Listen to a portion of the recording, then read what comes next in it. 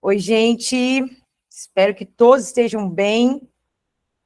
Hoje nós vamos ter uma aula extremamente interessante, que é uma aula falando sobre estrutura e planejamento textual. Então, eu vou começar a primeira parte e depois a segunda parte teremos aí um convidado, né, que vai falar sobre planejamento textual e eu tenho certeza que vocês vão gostar da aula dele. Então, oficina de redação para carreiras educacionais, aqui nós iremos abordar, né, em relação ao concurso do Estado e também do concurso da Prefeitura de Belo Horizonte.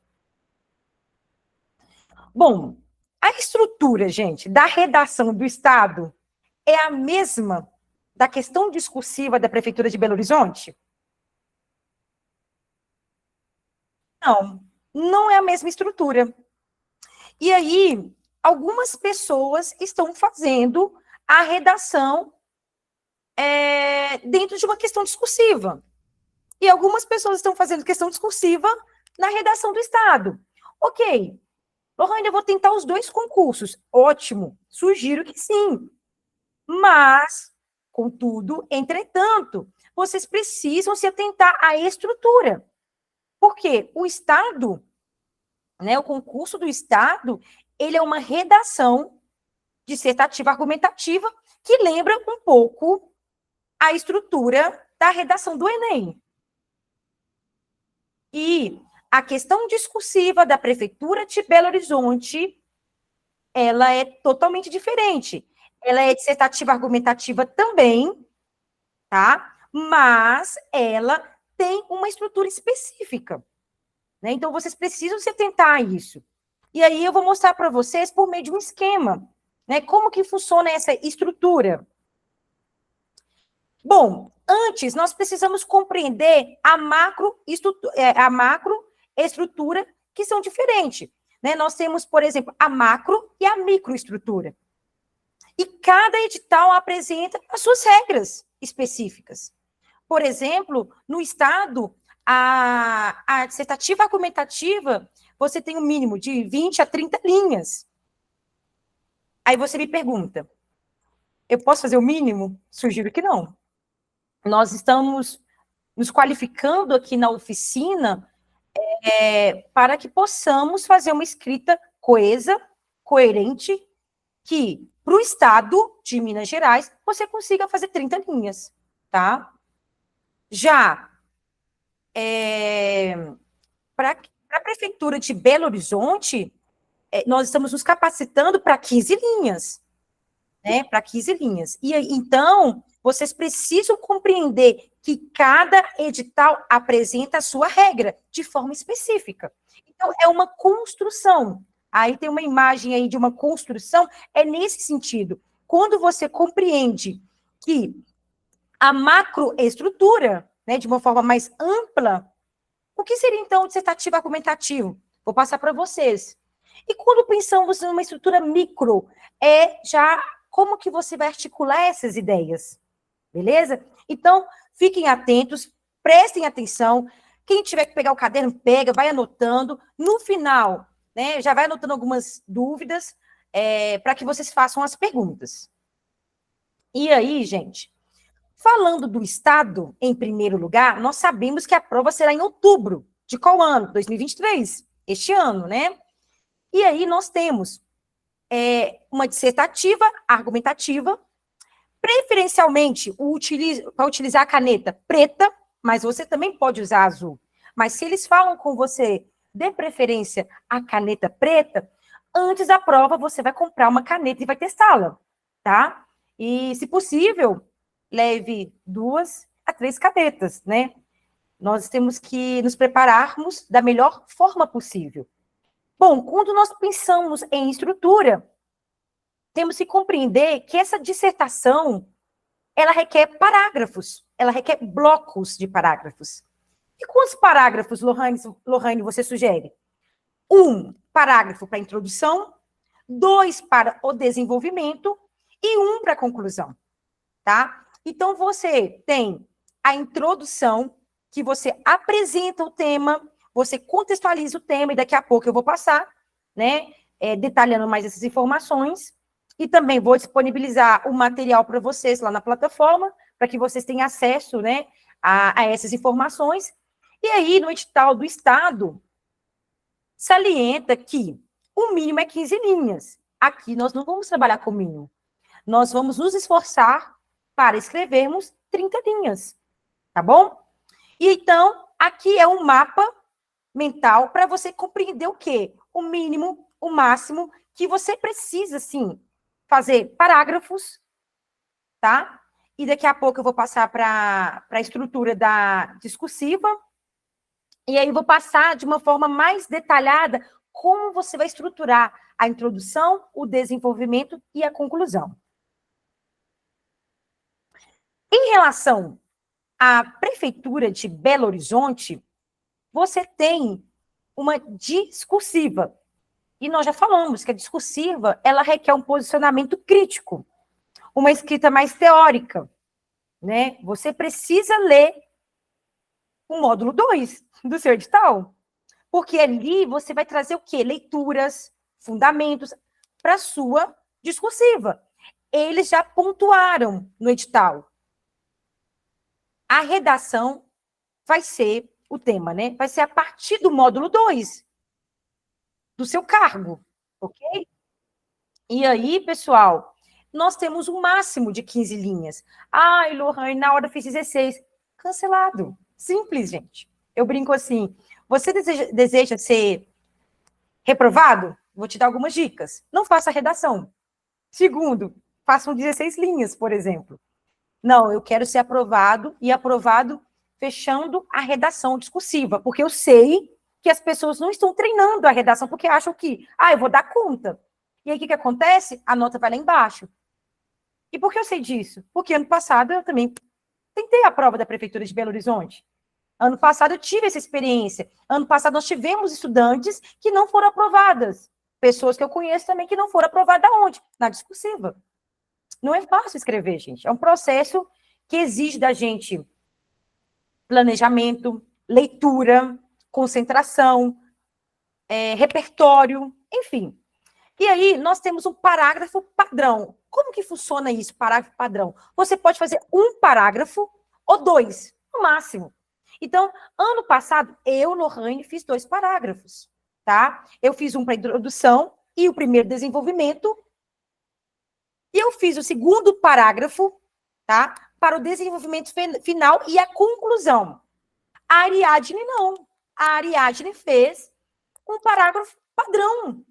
Ela deu somente um espaço e conseguiu, por meio dos conectivos, articular bem as ideias, né? A Ariadne tirou 60 e eu 57. Mas você perdeu pontos, foi por isso? Não.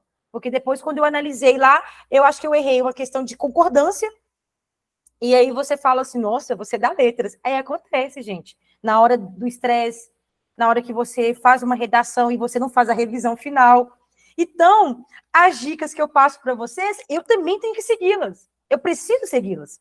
Então, na hora da emoção, você pensa assim, não, tá legal. Mas será que tá legal mesmo? Então, acontece. Mas, enfim, perdi 3 pontos de 60, né? Mas tudo bem.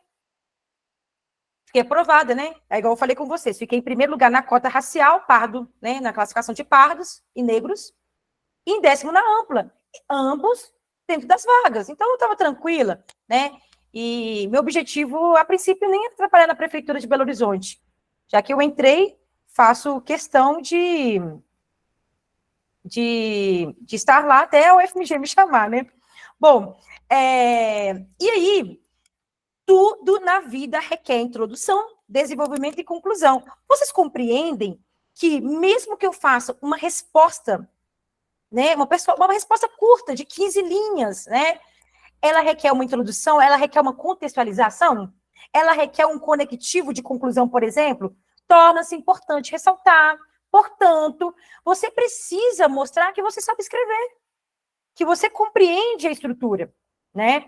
E aí, é interessante que a banca FGV, ela coloca tanto para o Estado quanto para a Prefeitura de Belo Horizonte dissertativo argumentativo. E aí você pode perguntar assim, mas dissertativo argumentativo, sim, porque você vai expor o tema, trazendo a sua opinião. mas de uma forma impessoal. E algumas correções eu coloquei, escreva de forma impessoal, porque a pessoa ela ainda traz na escrita dela uma escrita comum, talvez, no vestibular, ou comum na vida acadêmica, mas no concurso, não. E essa banca, ela é exigente. Ela é uma das bancas mais difíceis do Brasil. Creio que seja mais difícil que a banca OCP do ano passado.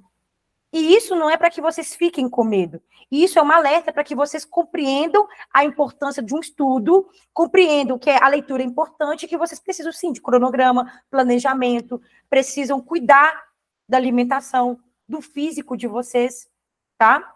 E ao longo da jornada, eu vou passando algumas dicas. Eu lembro que ontem eu conversei com uma estudante da turma, e eu falando sobre a minha preparação no ano passado.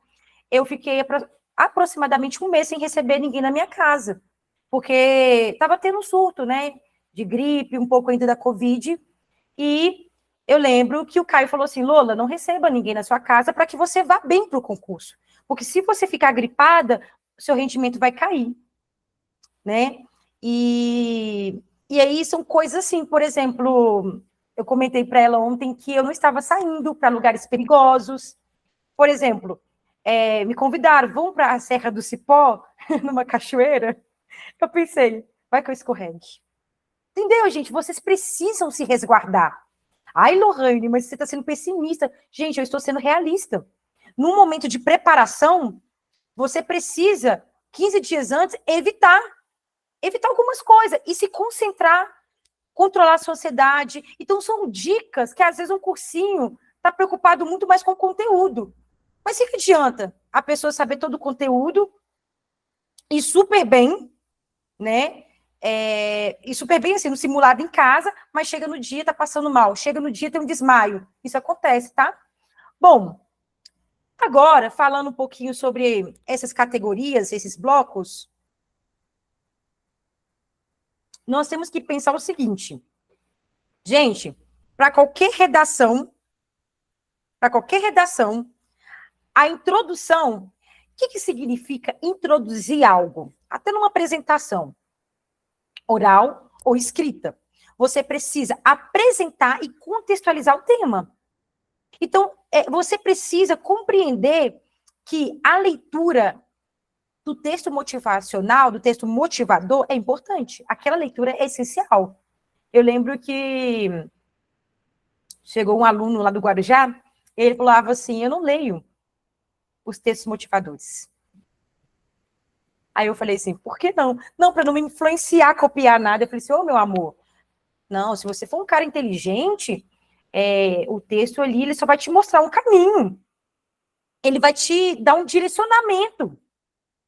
Você não precisa copiar. Então, ele ficou comigo 2 anos no treino, né? E depois esse menino, gente, a mãe dele ligou para mim e falou assim, ô Lohane, já tá bom a redação, porque agora ele falou assim que não vai fazer mais medicina não, quer tentar letras, porque as aulas foram fluindo, ele foi começando a entender do texto, da redação. Gente, isso que é legal numa aula de redação. Até mesmo uma aula particular, né?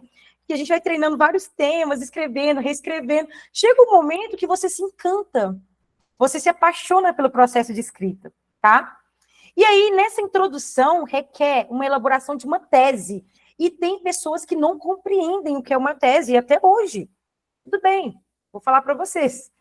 É a sua opinião crítica acerca do tema. É aquilo que você vai colocar no seu texto e que ele será desenvolvido no primeiro parágrafo de desenvolvimento e no segundo parágrafo de desenvolvimento e no tópico frasal da sua conclusão. Então, por exemplo, há pessoas que me entregam textos que ela simplesmente faz uma contextualização do tema, mas ela não se posiciona. Ela não se posiciona. E aí, depois nós vamos fazer um trabalho de revisão, que eu vou ensinar vocês a trabalhar o olhar de um revisor, né? Tem até no cronograma essa aula, e depois eu gostaria que vocês pegassem aqueles textos das minhas alunas, aqueles textos modelos, e comparassem. Como que elas escreveram a introdução delas?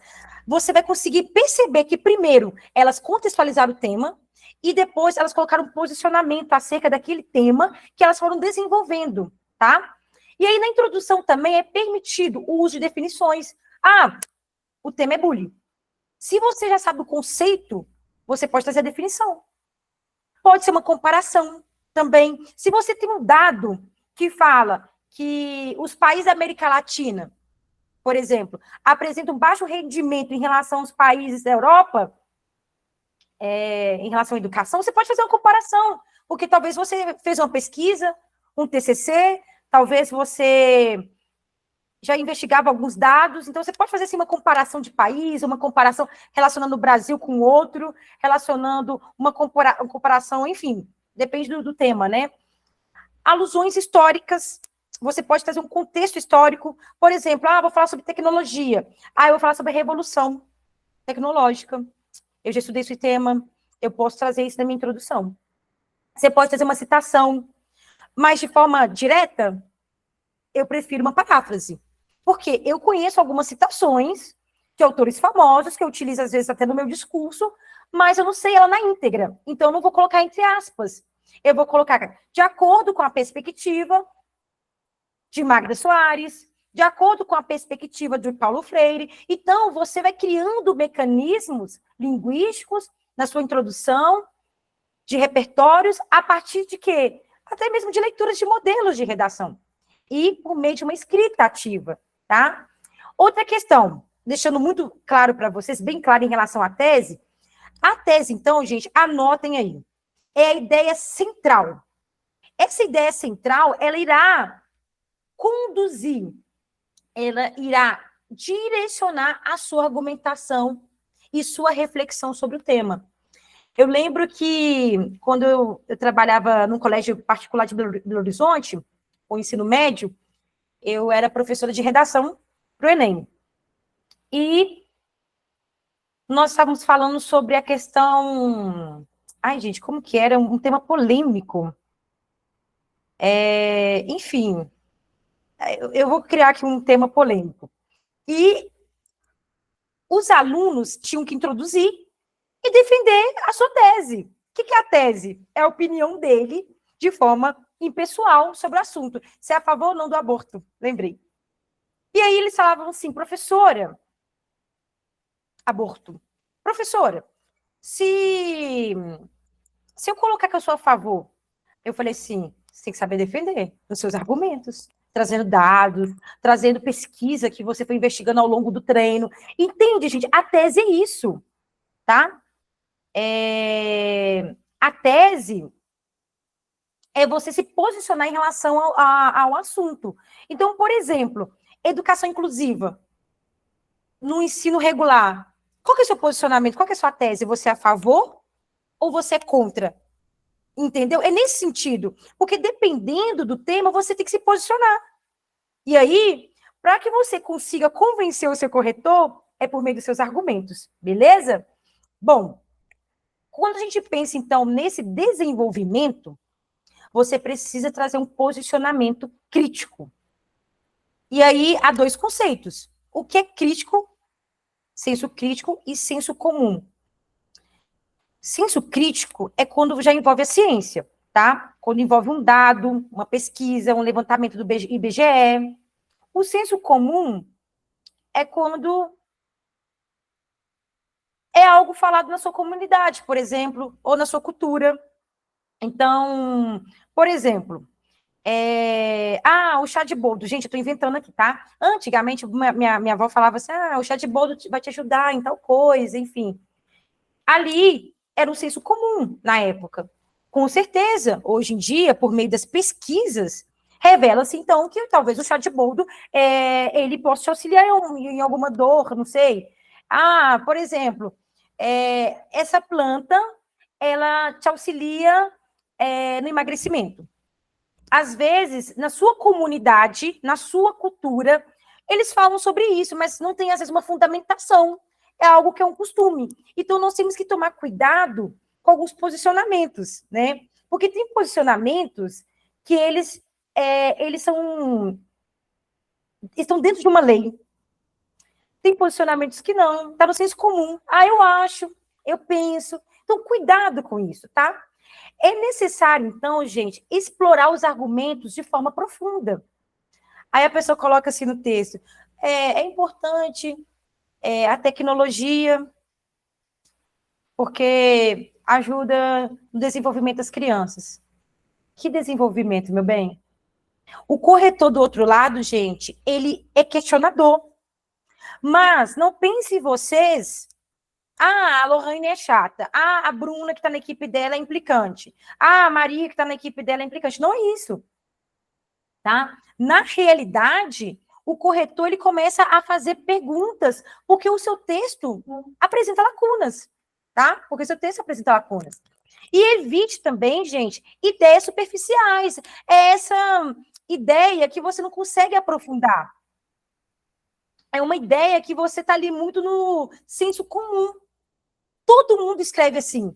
Por exemplo, o meio ambiente é importante para o ser humano, mas a pessoa não consegue defender de uma forma profunda. É importante por quê? Porque há um dado, porque a Unesco falou alguma coisa, porque o IBAMA explicou algo. É isso, gente. O argumento, eu acho que é uma das partes, o desenvolvimento, né? É uma das partes mais importantes do texto. É tão importante que normalmente são 2 parágrafos. Ou seja, a sua argumentação vai revelar o quê? Seu posicionamento em relação à sua tese, beleza? E aí nós temos, então, uma fundamentação teórica em defesa do ponto de vista. Então, você pode usar autores da educação, mas, por favor, gente, eu recebi um texto recentemente que a pessoa citou a Silva 2015. Me ajuda aí. É brincar demais, né?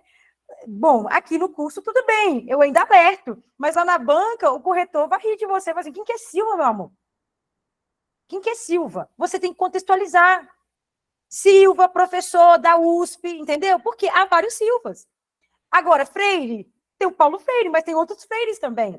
Então, você precisa contextualizar. Paulo Freire, escritor e pesquisador brasileiro, alguma coisa você precisa contextualizar.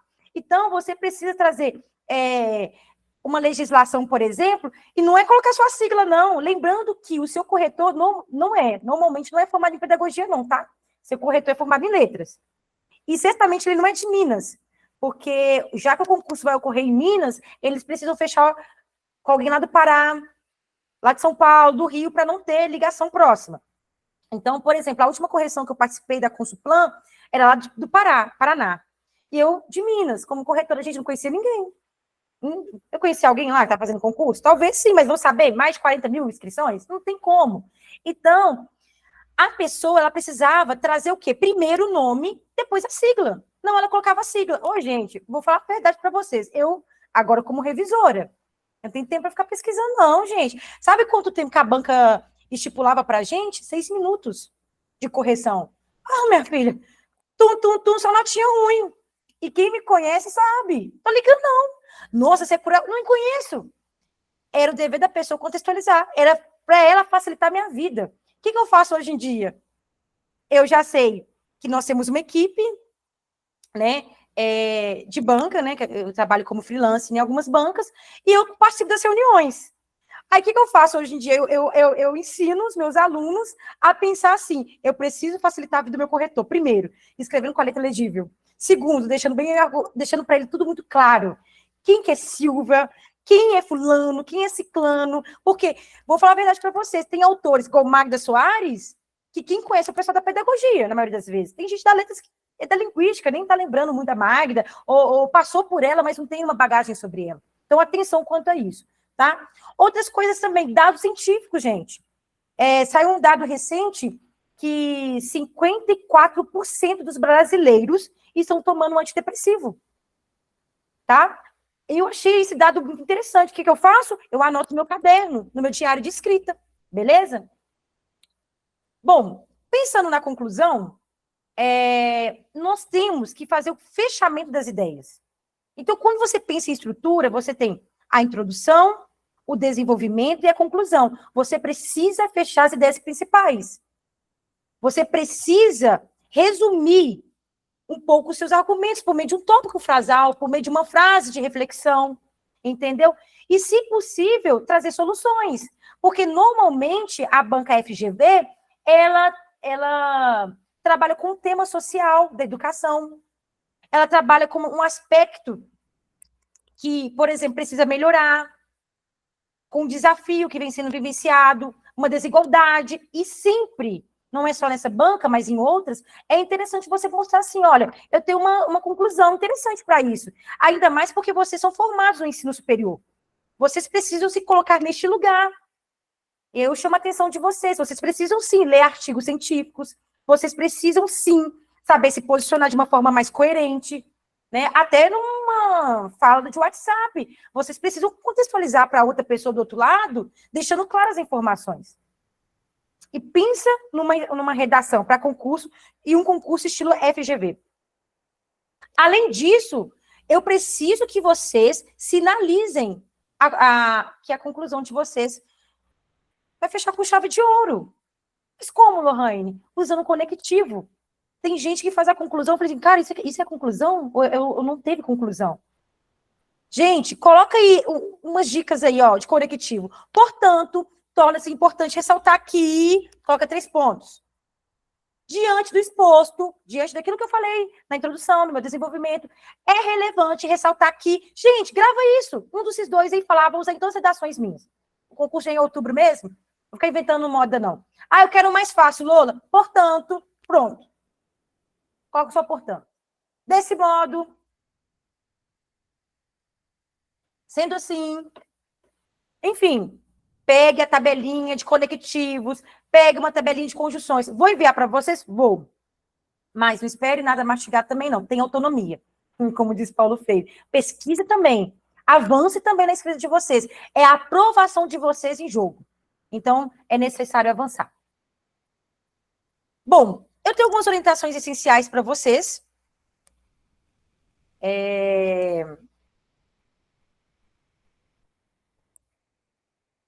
Não, finalmente, conclui-se. Gente, pelo amor de Deus, a pessoa coloca lá, conclui-se. Cara, já sei que é conclusão. Não podia ter utilizado um outro conectivo, não? Cuidado com dicas de internet, tá? Para vocês não caírem na redundância. Bom, seja impessoal. Não escreva na primeira pessoa do singular nem do plural. Quem é a primeira pessoa do singular? Né? Os pronomes pessoais. É o eu. Penso, eu acho, eu acredito, eu observo. Gente, não. Nós, também não coloco nós, não. Um dia eu conversei com uma aluna minha, eu falei assim, ela escreveu lá assim, pensamos, ela colocou alguma coisa assim, pensamos que a educação no Brasil precisa avançar em tal aspecto. Aí eu falei com ela assim, me tira dessa, que eu não penso isso, não. Gente, seja impessoal, para de escrever, observamos, a desinência mos, ela retoma, gente, toda desinência mos, desinência do verbo ali, ó, qualquer verbo, o mos, receber aqui o povo, né? O mos, ele sempre leva você para o nós. Observamos, acreditamos, amamos, tá vendo? Retoma o quem? O pronome pessoal nós. Então, evite, tá? Evite. O eu, então, é 0, tá? Colocou eu lá, é uma escrita nível 5ª série. Não, sai fora disso. Não apresente marcas de subjetividade. Lohane, como assim? Incrível que pareça, aqueles termos, infelizmente, é lamentável, sabe? Que você fala assim, meu Deus do céu, não, gente, não é narrativa, não fica usando esses termos, assim. É uma escrita mais técnica, mais acadêmica. Por quê, Lohane, mais acadêmica? Porque todo mundo é formado no ensino superior. Ou porque já vai formar. Então, a banca pressupõe assim, não, ele é professor, ele tem que ter uma formação, ele tem que saber escrever de uma forma acadêmica e técnica, beleza? Outra questão, apresente de forma clara, coerente, o seu argumento de forma fundamentada. Gente, eu estava lendo os textos, eu fiz questão de fazer correção, algumas correções agora. E eu falei assim, gente, que bom que essa pessoa entrou no curso. É sério, pensei assim, não, graças a Deus, eu vou auxiliar ela da melhor forma possível. Pensa, a pessoa, eu não entendi nada. Eu pensava assim, não, deixa eu levantar ali, tomar uma água. Gente, é um serviço tão pesado, gente, é tão pesado que mexe até com o emocional da gente, porque você começa a ler vários textos e você fica tentando fazer inferências e não entende o que a pessoa escreveu, porque ela não fez nenhum planejamento, ela fez um rascunho, ela chegou ali e escreveu com o coração dela. Você não entende nada. E aí é complicado. Que bom que está aqui no curso, porque tem a chance de treinar até o dia do concurso e avançar na escrita. Letra, gente, legível. Gente, não é só no curso, não. Em especial lá no dia. Faça uma letra que vai encantar o seu corretor, ao ponto que ele vai falar assim, nossa, essa letra é tão linda. Aí ele já vai começar a ler com um olhar diferente, gente. Fica atento a isso. Gente, Lohane, você vai ter que falar isso? Eu vou ter que falar, igual eu falo na escola. Coloca um dedinho, faça a delimitação do espaço do parágrafo. Gente, tem pessoas que não deixaram espaço. Mas eu estava nervosa na hora, aconteceu. Gente, aqui é um treino.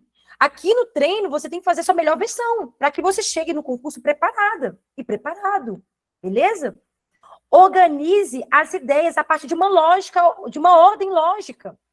Se na sua tese fala que o primeiro aspecto que você quer abordar é as consequências, os desafios, e o segundo desenvolvimento, as possibilidades, gente, não vai falar primeiro das possibilidades, depois dos desafios.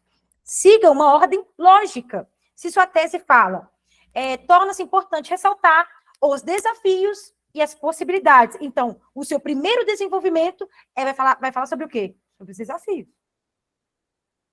E o segundo, sobre as possibilidades. Você precisa criar um caminho, uma ordem lógica e compreensível. E aí, gente, como posso ser impessoal? Tenho certeza que a pessoa vai falar assim, meu Deus, como que eu posso ser impessoal, Lohane? Use expressões que contribuem com o propósito de ser neutro. Aqui é pH 7, viu, gente? pH 7 na química é você ser neutro. É o produto neutro lá.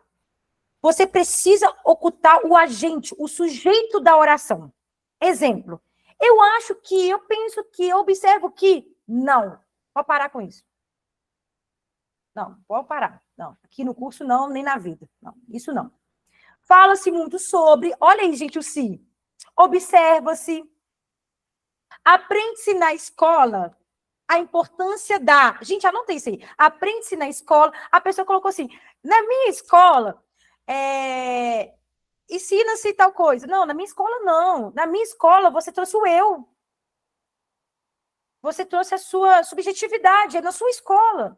Então coloca assim, aprende-se na escola a importância do uso da tecnologia de forma consciente. Torna-se fundamental refletir que, torna-se fundamental refletir. Gente, anota isso.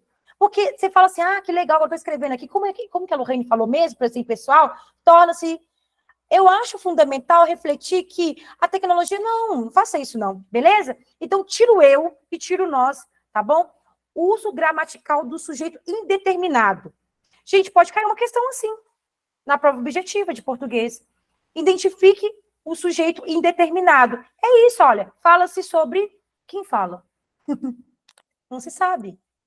Você fica sem saber quem que é o sujeito da oração. Então, na redação, usa-se o sujeito indeterminado, porque ali você não coloca nem o pronome eu e nem o pronome nós.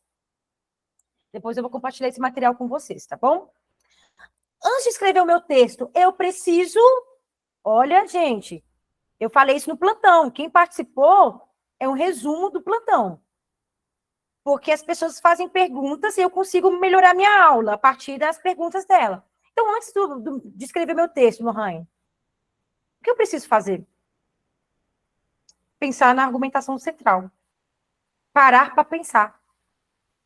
Jorge La Rosa, bom dia. Parar para sentir. Parar para pensar. Eu dei uma aula sobre isso, está lá no YouTube. Gente, é verdade. Para pensar. Não arrume desespero, não. Depois, você está aqui no treino. Lohane, eu posso pesquisar? Pode não, meu amor. Você deve. Você deve buscar informações sobre o assunto. Porque aqui é um treino. Aqui não é a prova. No dia do simulado você não vai poder. Talvez na aula presencial. Não sei. Mas aqui, você tem uma semana praticamente para escrever o tema. Você precisa buscar informações sobre o assunto. A partir da LDB atualizada, a partir da BNCC, a partir de um artigo científico, a partir do material que está disponível no seu edital. Enfim, lê em profundidade. Gente, eu escrevi errado isso aí. Bom, isso aí, gente, tá vendo? Eu não fiz revisão, né? Lê em profundidade. E marcar as partes importantes dos textos motivadores. Tá vendo como quando a pessoa faz as coisas na correria e não faz uma revisão? Isso porque eu mandei pro professor fazer a revisão. Mas, enfim, passou, gente. Acontece. Porque, às vezes, você tá com o olhar cansado. Tem isso também, viu, gente? Eu faço revisão de texto e, às vezes, volta. Isso é normal acontecer. Porque nós somos humanos, né? Então, errei. Profundidade. Leia em profundidade. Gente, como que você cria um hábito de leitura em profundidade? É uma leitura ativa. Você faz registros, você faz pesquisa, você faz fichamentos, você cria a sua produção intelectual, o seu próprio mapa mental, o seu resumo, o seu diário de escrita. Eu fui visitar a Eila e ela fez impressão dos materiais. E aí, gente, no momento da visita, né? A Eila veio assim, nossa, mãe, aqui é o material da professora, não, foi chique demais. E eu toda orgulhosa, assim, da Eila, com os materiais impressos. Aí ela falou assim, olha, Lohane, o diário de escrita. Me mostra, me explica um pouquinho sobre isso. Eu falei, não, faça isso no seu diário. Ela, não, que legal, é verdade. Eu errei tal coisa, eu vou colocar isso aqui que eu preciso melhorar. Gente, eu usei minhas férias de julho para criar aquele e-book, diário de escrita. Para quê? Para vocês utilizarem. Ele tem significado. Se você faz a impressão dele, ele vai ter mais sentido para você do que online, porque você vai receber a sua correção e você vai poder anotar os seus erros, como que você iria avaliar a sua redação. Você tem uma noção da sua progressão, beleza?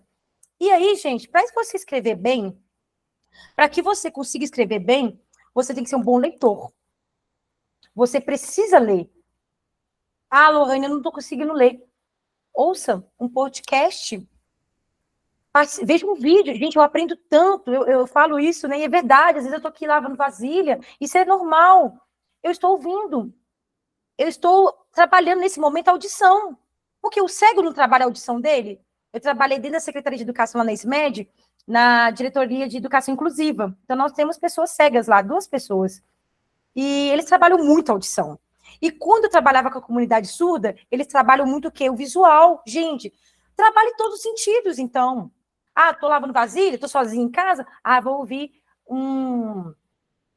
uma reportagem que fala sobre educação. Ah, eu vou pegar uma aula da USP. Gente, faça isso. Tem aulas incríveis da Unesp, da UFMG, online. Participa. Ah, essa semana eu vou estudar o tema sobre tecnologia da educação. Joga lá, sempre tem uma defesa de mestrado, sempre tem um webinário, alguma coisa. Ali você vai aprender vários vocábulos interessantes, beleza? E aí, Lola, eu preciso fazer o planejamento do meu texto? E agora? Quem poderá me defender? Quem poderá me defender no planejamento, gente? Quem poderá? Eu, hein? Cadê? Cadê o sujeito? Cadê o sujeito que veio me visitar aqui hoje? Cadê você, meu filho? Apareça aí. Ei, Lô, tô aqui te ouvindo. Tô aqui só te ouvindo. Então, quem poderá me defender? Eu preciso fazer o planejamento, professor Ângelo. Vou parar aqui minha apresentação. Precisa. E aí, pessoal, boa noite. Posso subir minha apresentação, Lula? Só um minutinho que eu vou encerrar meu compartilhamento, Beleza. tá bom? Que bom ter Quanto você por tempo, aqui. hein? Nossa, muito obrigado pelo convite. Sempre bom, É né, sempre Ângelo? bom rever amigos. Ângelo é meu amigo desde a época da graduação. Gente, faça amizades, tá? Vale a pena demais. Ele vem aqui em Tá? casa, ele me dá presentes legais. E eu falo com a Lohane que amigos são aqueles que vão na casa da pessoa, porque depois que a pessoa vai na sua casa, ela te conhece de verdade. Você não tem mais nada para esconder. Não é verdade? Lula, vocês conseguem me ouvir bem? Lula? Sim, querido. Sim, E sim. Ah, eu só deu não para estou ver conseguindo te também. ver. A tela deu para ver? Sim, se você quiser colocar no modo apresentação, vai ampliar, tá bom? Mas Coloquei. pode ficar tranquilo, tá? Vê se ficou bom. Que aqui para mim já está na apresentação. Aqui tá naquele modo, mas tá tranquilo, Ângelo. Fica de boa, tá de Tá, boa. beleza. Então, só para repassar para aqueles que não me conhecem, meu nome é Ângelo, mais conhecido como Ângelo Sá.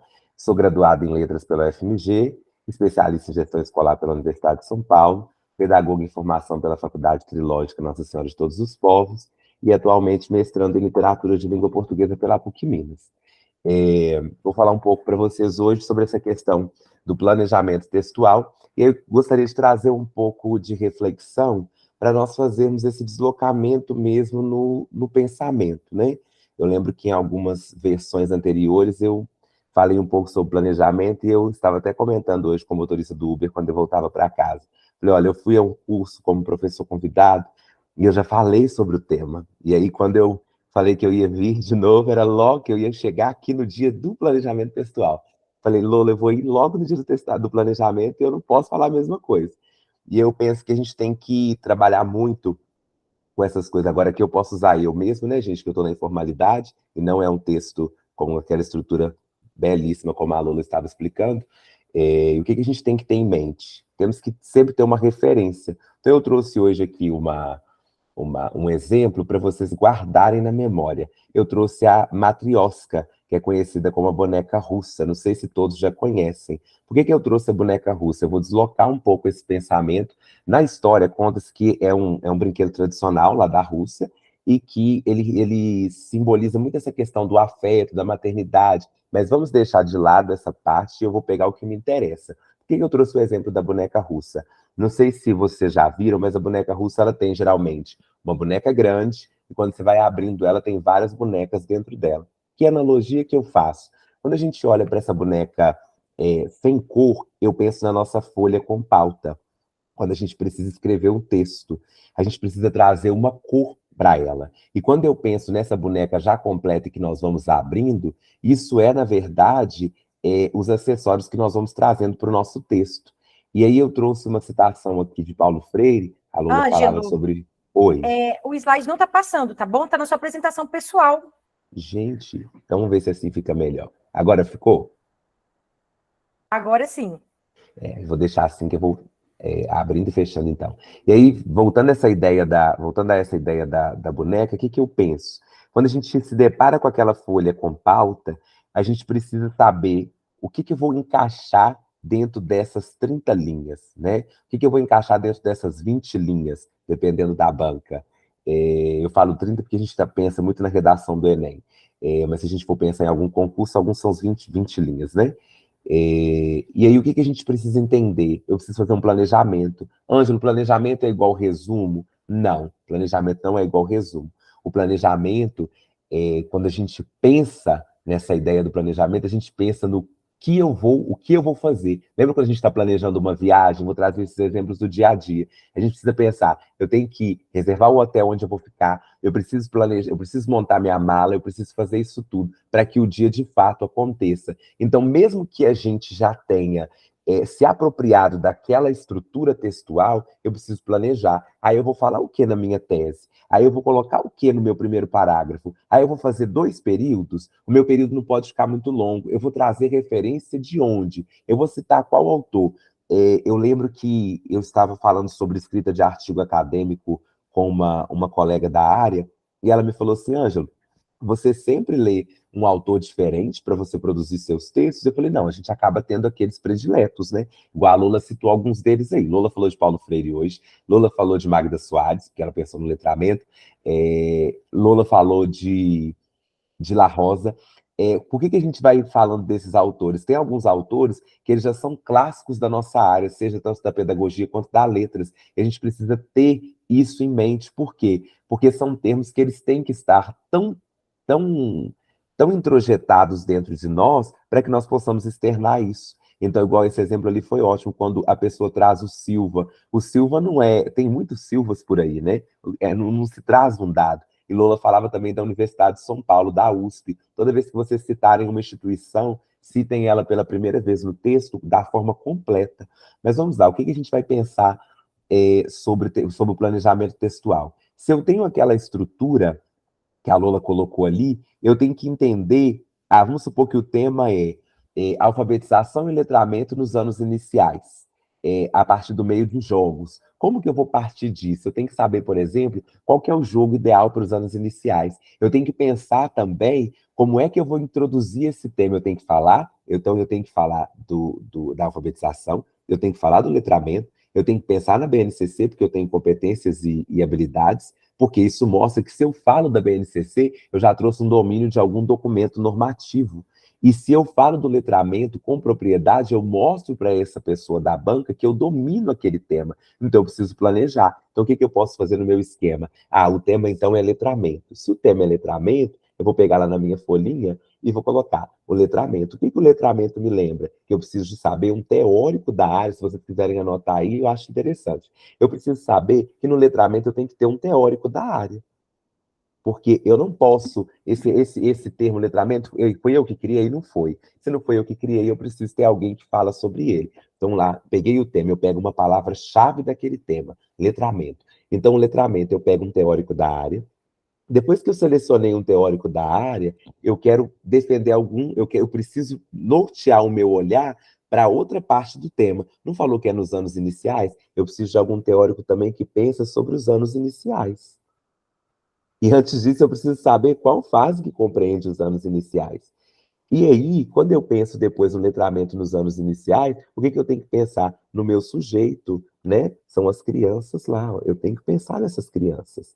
E aí eu vou, já que eu pensei no teórico, pensei na série para eu entender o conceito de letramento, pensei no sujeito com quem vai, que participa desse letramento, que são as crianças, logo também eu vou pensar no educador, que está ali do lado dessas crianças. Então, olha as palavras-chave que eu já coloquei aí: educador, crianças, anos iniciais, já coloquei no letramento Magda Soares, e aí eu vou pegar também agora um documento normativo, vou lá para a BNCC. Aí por que eu vou pensar BNCC? Para eu entender como que essas competências, toda vez que eu falo de BNCC, já me vem outras palavras à mente. Eu preciso das competências e eu preciso das habilidades. Tá vendo que aqui, ó, como eu já tenho esse esqueleto, olha as palavras que eu tenho aqui. Eu gosto muito de fazer as nuvens de palavras. Vou parar de apresentar, que aí vocês conseguem me ver. Na nuvem de palavras, eu já tenho logo letramento, Magda Soares, anos iniciais, crianças, BNCC, habilidade. Tá vendo que eu tenho isso tudo espalhado? Agora que eu tenho tudo espalhado, eu começo a organizar. Então, como que eu vou fazer essa organização? Logo no início, quando eu for fazer a minha tese, eu vou usar a palavra letramento, aí você vem dar um ok no letramento.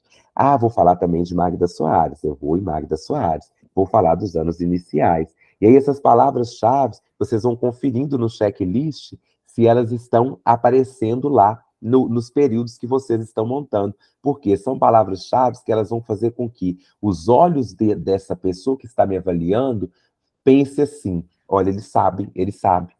E eu acho até uma coisa interessante que eu vou dizer aqui hoje, eu sei que está sendo gravado, mas isso eu acho interessante dizer. Muitos corretores, eles esperam palavras-chave.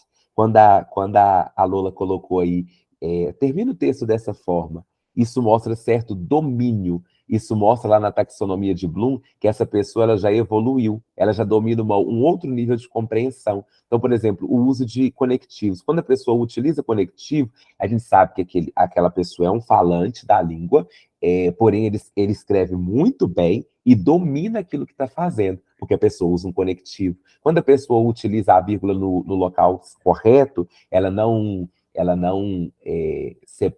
separa o sujeito de predicado com a vírgula, você entende também que já está se falando de um outro nível de compreensão. Isso vai ganhando a sua banca. Então, por que a gente precisa muito pensar no planejamento? Sempre, vocês não vão esquecer, nuvem de palavras, façam nuvem de palavras. Já comecem assim. Eu vi um tema, já começam lá marcando todas as palavras que estão relacionadas a ele. Já pensa nessa senha, eu preciso de um teórico. Se eu não conheço um teórico da área, para que eu vou? Eu vou para uma pesquisa de uma instituição renomada, porque eu vou trazer um dado que ele é palpável, é um dado que convence o meu leitor. Aí depois eu vou pensar num documento normativo. Hoje a gente fala muito de BNCC, mas você pode pensar nos PCNs+, você pode pensar no PNL, naquele programa na escola, a gente pode pensar em diversos outros documentos que também ajudam a orientar. Olha uma coisa interessante, tem gente, por exemplo, que traz como argumento até a Carta de Descobrimento do Brasil, eu falo achamento, né?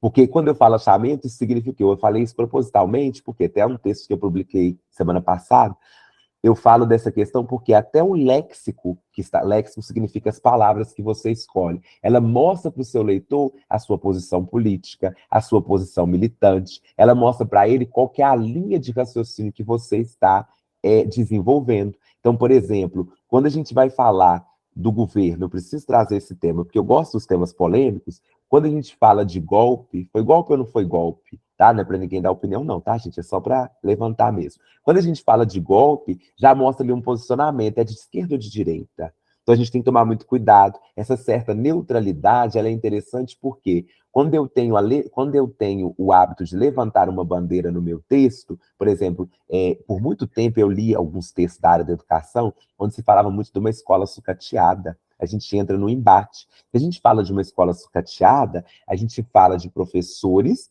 que estão fazendo muito pouco, e a gente fala também de um Estado que olha com desdém para essa escola. Então, olha como que a gente entra. Se eu estou querendo fazer parte de uma instituição, e eu já entro usando o termo sucateado, sucateado vem de sucata, né? Vem de uma coisa assim, que ela é reutilizável, mas que ela já foi desprezada por alguém. Então, dizer que a escola foi desprezada frente a uma campanha que está sempre aí falando da merenda na escola, dos investimentos que o governo tem, a gente queima o filme. Então a gente precisa saber dançar conforme a música. Eu falo dessa forma por quê? Porque nesse tema eu tenho que mostrar que eu tenho um domínio, mas eu não posso também ferir os direitos humanos. Eu não posso também, naquele momento de me posicionar, tangenciar o tema. Porque, por exemplo, se eu vou falar de letramento nos anos iniciais e eu cito a merenda da escola, a não ser que tenha um projeto, eu já saí do tema. E nessas linhas, como elas são poucas, né, a gente tem que tomar muito cuidado com o que nós falamos e tentar suprimir palavras também. Porque, por exemplo, quando a gente fala assim, o índice de analfabetismo no Brasil é muito alto. Olha quando eu uso o verbo é muito alto, eu uso ainda um adjunto aí, o alto. Eu posso só falar que o índice de analfabetismo no Brasil não vou nem usar o extremamente, é significativo, é alarmante, agravou-se ao longo dos anos. Eu preciso também citar um marco temporal. Nesse meu planejamento textual, eu preciso pensar no marco temporal. Eu estou falando em qual contexto? Eu estou trazendo isso desde quando? Eu estou pensando em quem? E aquela coisa também dos autores que são clássicos, a gente fala muito isso em literatura, mas os autores contemporâneos, por exemplo, eu e Lola falamos muito do que fala da classe média no espelho, que é o Gessé Souza. Ele tem uma teoria, por exemplo, sobre as classes dominantes. Ele entende que na família da elite, olha o que eu vou trazer para vocês essa dica hoje. Ele entende que na família da elite, esse sujeito que vai para a escola, que vai à escola, ele já vai como um vencedor predestinado, porque a família da elite, ela compra o tempo dessa criança, está lá no livro dele. Ela compra o tempo dessa criança, dando a ela livros que vão ampliar o repertório de leitura, ela compra cursos, ela compra a eles brinquedos pedagógicos, e na família dos excluídos, eles veem que a escola já pouco adiantou. Gessé Souza, esse é o autor. E aí, ela acaba colocando para aquela família uma via que eles veem que a escola não salvou, a escola não teve esse papel de salvar. Então, parece que a escola ela pouco consegue fazer para ajudar. E não é dessa forma. Hoje, o educador da atualidade, ele pensa no quê? Nós precisamos, acho que tudo está caminhando para isso. Eu estou trazendo aqui para a gente debater mesmo sobre o tema. A escola hoje, ela precisa ser funcional. Lembra da impressora multifuncional? A escola precisa ser funcional. Quando eu falo de ser funcional, eu vou levantar um outro termo aqui, que são os gêneros textuais, né? Por que a gente vai ensinar carta hoje? Claro, isso requer uma tradição, mas eu posso começar pelo bilhete. Olha que gênero simples, mas eu também posso ir para uma conta de luz. Pensa o trabalho interessante que nós podemos fazer quando a gente trabalha o gênero conta de luz. E o gênero fatura e boleto? Não sei se vocês já sabem sobre isso, mas, por exemplo, eu estava pensando, uma fatura de cartão, ela tem dois gêneros. Ela tem o boleto e a fatura, no mesmo suporte, que é aquele papel. E aí, muita gente não sabe ler. O que é 2 de 5? Significa que você fez um parcelamento de 5 vezes, já pagou 2, e a que veio ali marcando 2 de 2 é a que está na sua folha, que está agora aqui na mão. Então vai precisar de pagar o restante. Isso é bom, porque olha aí, a gente pode trabalhar, se a gente for pensar na pedagogia, números com os alunos, a gente vai trabalhar matemática. Se a gente for pensar numa turma de EJA, por exemplo, é aquilo que eu uso no dia a dia. Hoje o professor não precisa ser um artista, muito menos um palhaço. Isso a gente busca lá no circo e respeita o trabalho deles. Hoje o professor precisa ser aquele que ele traz algo que desperta a atenção do sujeito. E da mesma forma nós temos que mostrar para o nosso avaliador na banca porque eu domino aquilo que eu sei. Eu mereço aquele cargo porque eu sei. Eu mereço aquele cargo, não é só porque eu sei fechar as questões fechadas. Eu também sei dominar a língua. Então, nesses minutos finais, eu termino em 2 minutos, 3 minutos. Eu gostaria de propor para vocês a gente pensar um pouco num tema mesmo, para a gente levantar essa nuvem de palavras. Vocês podem até colocar no chat mesmo. Se a gente for pensar hoje é, na revalorização da carreira de professor e o ensino de língua materna. Olha o tema que eu proponho: a revalorização da carreira de professor e o ensino de língua materna. O que vocês pensam sobre isso? Quando a gente fala em revalorização da carreira de professor, quando a gente fala de carreira, isso já significa que está sendo, a gente está, esse olhar aí, quando lança esse tema, já está pensando num professor como profissional, porque ele tem uma carreira. Quando fala em revalorizar, significa o quê? Valorizar novamente. Então está ganhando uma revalorização, por quê? Com a titulação que ele obtém, com a formação continuada que ele faz. E no ensino de língua materna, a gente pensa o quê? Na língua portuguesa. E eu trazia uma citação de Paulo Freire, porque lá no texto deles de Educação, um Sonho Possível, ele fala sobre o óbvio. Parece tão óbvio quando a gente chega numa sala de aula, a gente vai ensinar o quê? O que vai usar no dia a dia. Mas aquilo para o aluno, às vezes, não faz sentido. Já falei isso em outros cursos. A escola passa a fazer sentido quando ela realmente consegue provar para o aluno que ele precisa daquilo. Professor, é para copiar ou não? Parece que é para enfeitar o quadro, mas não é. Porque quando a gente copia, se a gente for pensar nos menores, eles estão trabalhando a pinça na mão. Se a gente for pensar na questão dos sentidos, ele está visualizando, ele está trabalhando essa questão de interpretar. Ele precisa interpretar uma letra que é diferente da dele, ele precisa entender palavras que são diferentes das dele. Eu lembro de uma colega que mandou mensagem na semana passada, ela estava com muita dificuldade com os alunos, para eles decorarem as regras ela disse essa palavra, para eles decorarem os encontros consonantais, os dígrafos, a grafia da palavra. Falei com ela: você precisa não só dar ditado, precisa de um trabalho de pesquisa mesmo. Coloca os estudantes lá para poderem pesquisar as palavras. Já vai dar ele a palavra. Naquele momento que ele vai pesquisar e ver o significado, ele vai copiar de novo. Ele vai copiar novamente ali a palavra. Então ele vai ter esse contato visual. A gente precisa pensar numa escola, estou trazendo só para levantar questões. A gente precisa pensar numa escola hoje que ela coloca o aluno para refletir. A gente precisa pensar numa escola hoje que ela dá espaço para esse aluno falar. A gente precisa pensar numa escola hoje onde o professor, ele não é aquela figura que pune, ele é aquela figura que escuta. E se ele escuta, ele tem muito para partir, né? Porque quando os alunos estão muito agitados, como que eu faço? Eu vou parar para escutá-los. Às vezes eu vou contar uma história, depois que eu contei uma história, agora faça você mesmo. Já comecei a história, agora cada um vai me contar. Vou ler lá na minha casa. Já pedi uma produção de texto, tá, turma?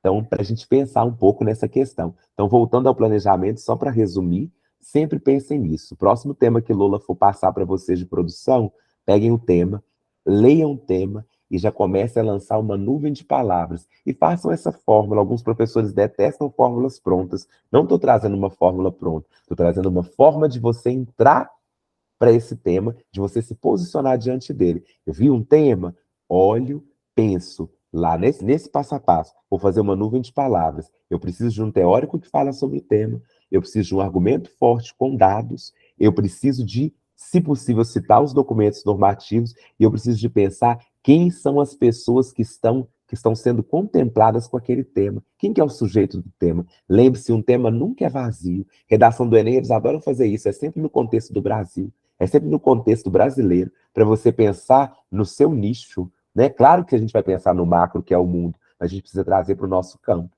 Então, nós que somos da educação, sempre temos que pensar na sala de aula, como que eu mostro isso na sala de aula, como que eu mostro isso naquele campo, no campo, na área, né? Como que eu preciso trazer isso? E aqui eu termino minha fala, Lola. Ô, Ângelo, em primeiro lugar, quero te agradecer, tá, pela contribuição. Como sempre, né? Eu acho assim que a sua presença aqui revela aquilo que eu sempre falo aqui pro Caio, né? Eu e o Ângelo, a gente casa muito bem. E aí fica o convite, tá? Quem sabe você não aceita o meu convite para imersão, porque eu penso que você traz uma perspectiva e eu um outro trabalho e que eles junto se casa bem, tá? E te agradeço estar aqui conosco, por aceitar o convite. Suas contribuições, elas são pertinentes, tá? E aí eu passo um pouco a fala para as meninas, para que elas possam também articular as ideias, e elas estão agradecendo também pela sua fala. Eu acho assim que o Ângelo, ele é um leitor em profundidade, o tempo inteiro ele está lendo, está escrevendo, não sei quantos mil artigos, né? O tempo inteiro, Lola, vou escrever, eu estou sem tempo, viu? Né, Ângelo, para publicar com ele atualmente, por conta de várias demandas que eu venho fazendo. E ele não para, gente, não para. É uma pessoa que, às vezes, você pensa assim, nossa, tá muito profundo a aula dele, mas a aula rica demais. Eu aprendo com o Ângelo. Ô, Ângelo, quanto tempo a gente fica no telefone? Conta para as meninas. É assim, eu falo assim, Lola, tá com tempo? Coisa de 15 minutos. Depois a gente vai ver 1h30, 3 horas, que a gente gosta de discutir. Aí tem dias que a gente fala assim, que eu falo assim, Lola, já deu tema de aula, vamos aproveitar, vamos falar sobre isso. A gente vai debatendo muito aqueles temas, porque isso vai nos ajudando a pensar, né? Pensar sobre educação, pensar sobre a forma de nós nos posicionarmos mesmo. Então, isso é muito útil. E eu acho também uma outra dica aí que Lola falou para a gente fazer amizades, a gente precisa também debater com os nossos amigos os temas. Acho que foram muitos debates assim que eu pensava de um jeito, Lohane falava, Ângelo, não, a gente pode ver por uma outra perspectiva. Eu falava, é verdade, né, Lola? Então já vou mudar minha ideia aqui. Eu acho que isso é muito interessante e também tentar fazer a escrita colaborativa. Já fiz aquela redação do tema que a professora passou, fiz aí o texto, vamos fazer um texto juntos? Cada um põe uma ideia. Por mais que a gente passe de 20 linhas, é a produção. Eu acho que não existe ninguém melhor do que o próprio professor para falar da dor dele e das alegrias que ele tem. Sabe? Eu deixo isso para vocês pensarem hoje. Eu acho que um texto do professor, mesmo que ele esteja ali no pensa-se, nota-se, observa-se, a gente consegue ver o sujeito por detrás desse discurso. A gente consegue ver os traços que marcam, né? É por meio dessa escolha, né, o Ângelo? Quando a gente utiliza o La Rosa, ele coloca que, de fato, a palavra, ela traz significado, ela tem uma semântica. Então, no momento que você escolhe alguns vocábulos, você se posiciona. Por que tem gente que não utiliza aluno, mas utiliza estudante? É um posicionamento. Por que tem gente que escreve esposa e não marido? É um posicionamento. Enfim, aí a pessoa tem que compreender a etimologia, ela tem que aprofundar, né, nessas pesquisas. E quando a gente pensa em uma escrita colaborativa, eu estou dando aula agora para mentoria de escrita acadêmica, para o ENG, o FMG, né? E eu propus para a moça a gente fazer essa escrita colaborativa. Ângelo, já tem um artigo pronto, tá? Muito, muito top a escrita. E o Ângelo, ele fez parte. Nós ficamos quantos dias, Ângelo, juntos? De 8 da manhã até as 22 horas? Ninguém acredita pelo Google Meet? Nós 21? ficamos foi mais de quase um mês, né? 21 dias. 21 dias. Gente, eu acordava com o Ângelo e praticamente nós dormia, né, Dormia Ângelo? comigo. Porque e o Caio ciente, viu, gente? Porque nós ficávamos online fazendo o quê? Revisão da Isso. minha E dissertação. a revisão crítica, né?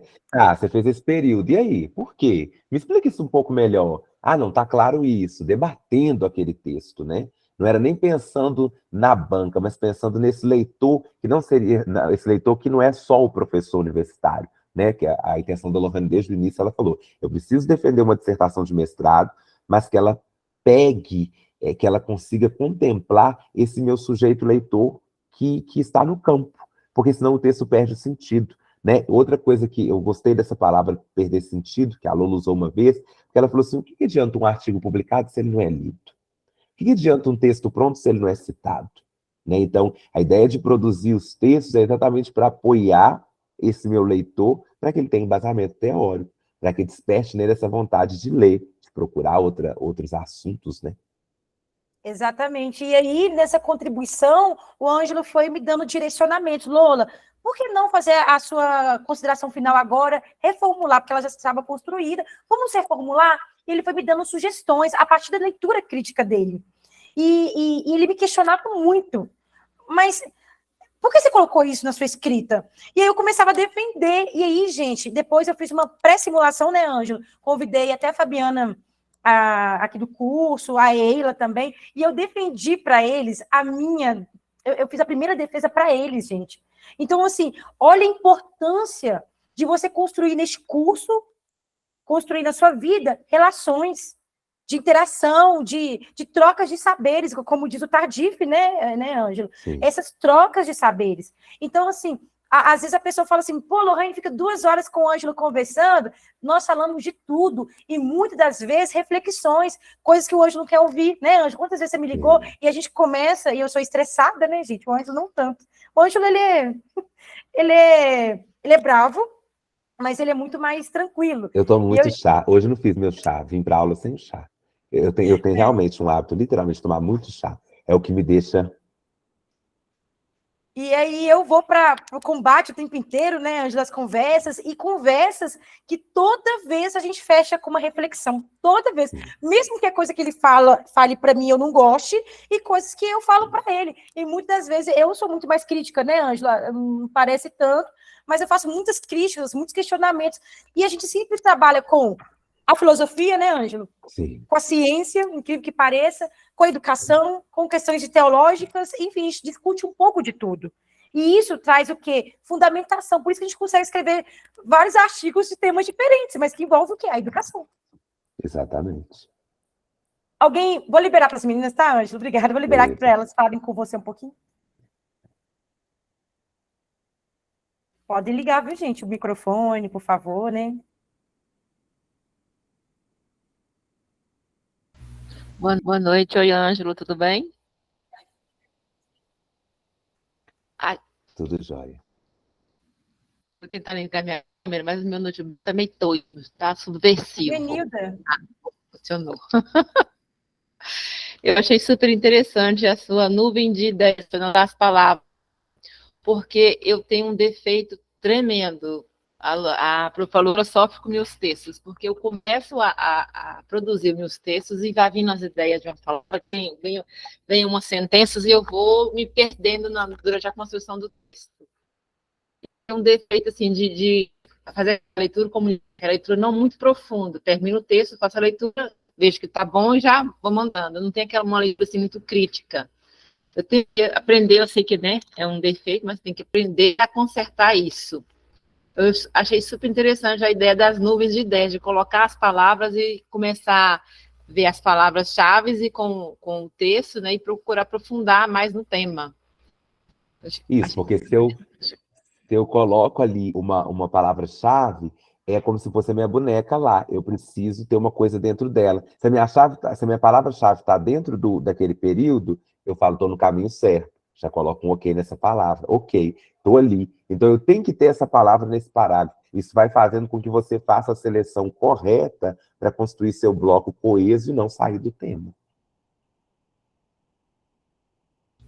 Gostei muito. Eu vou liberar a fala aqui para a Fabiana, mas se você lembra da Genilda, Ângelo? Eu lembro, foi do último curso, não foi? Não, ela é da Letras Espanhol, ela é do Espanhol, o FMG, viu? Ah, Formou lembro sim, lembro. Lembro. Seja bem-vinda ao curso, Genilda. Eu sou revisora dela, dos textos acadêmicos dela. Fabiana.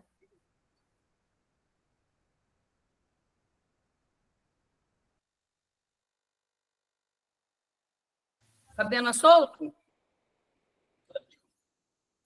Fabiana Soutinha, a Soutinha. A Soutinha pode... Fabiana Souto. Oi, gente. Boa noite. Vocês estão me ouvindo bem? Sim, Fabi. Vocês estão me ouvindo? Está travado, o Ângelo parece estar travado. Estou te ouvindo. Pode falar, Fabiana. Não, ô Ângelo, eu queria tirar uma dúvida. Você falou que a gente tem que ser imparcial, né? Mas e a Lorraine falou que precisamos defender uma tese na discursiva. E como que a gente defende uma tese sendo imparcial? Porque você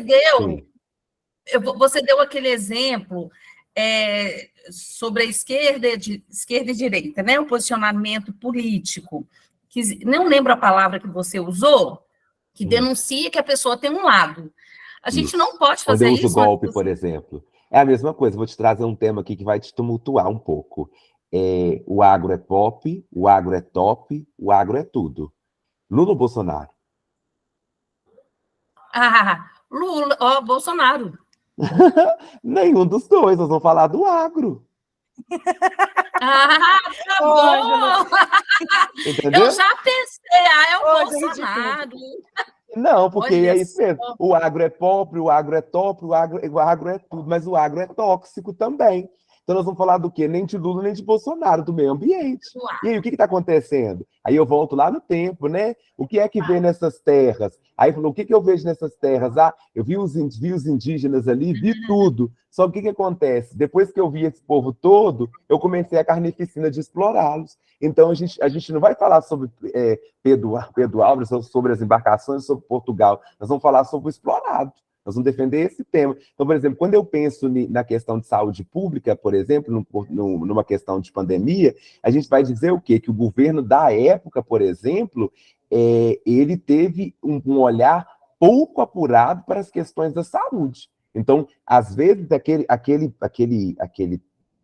sistema pandêmico deixou esse chefe de Estado de tão forma confusa que ele não conseguiu, ele perdeu certa racionalidade para escutar quem era especialista no assunto. Olha você ver como é que eu estou rateando o tempo todo. Eu não estou falando mal de Bolsonaro. Estou dizendo que o chefe de Estado não fez a escolha correta. Então, porque ele é a favor de Lula? Não, Lula não estava lá. Como é que a gente ia saber qual dos dois seria o melhor? Então, Só é assim, a gente tem... Ângelo. Com certeza, pode falar. Eu não me posiciono na minha escrita... O Ângelo sabe que eu não me posiciono, né? Nas minhas escritas, mesmo sendo da FAI, o FMG. E aí, ele pega esse exemplo do golpe ou do impeachment, eu utilizo uma parte dessas informações na minha dissertação. E eu falei impeachment. Eu não falei golpe, porque quem fala golpe são pessoas mais militantes, e aí eu escolho uma palavra que a minha orientadora sugere também, uma palavra neutra, que vem da etimologia de uma forma mais denotativa, que realmente seria o impeachment, por exemplo, né, Ângelo? Você lembra dessa questão lá na minha dissertação?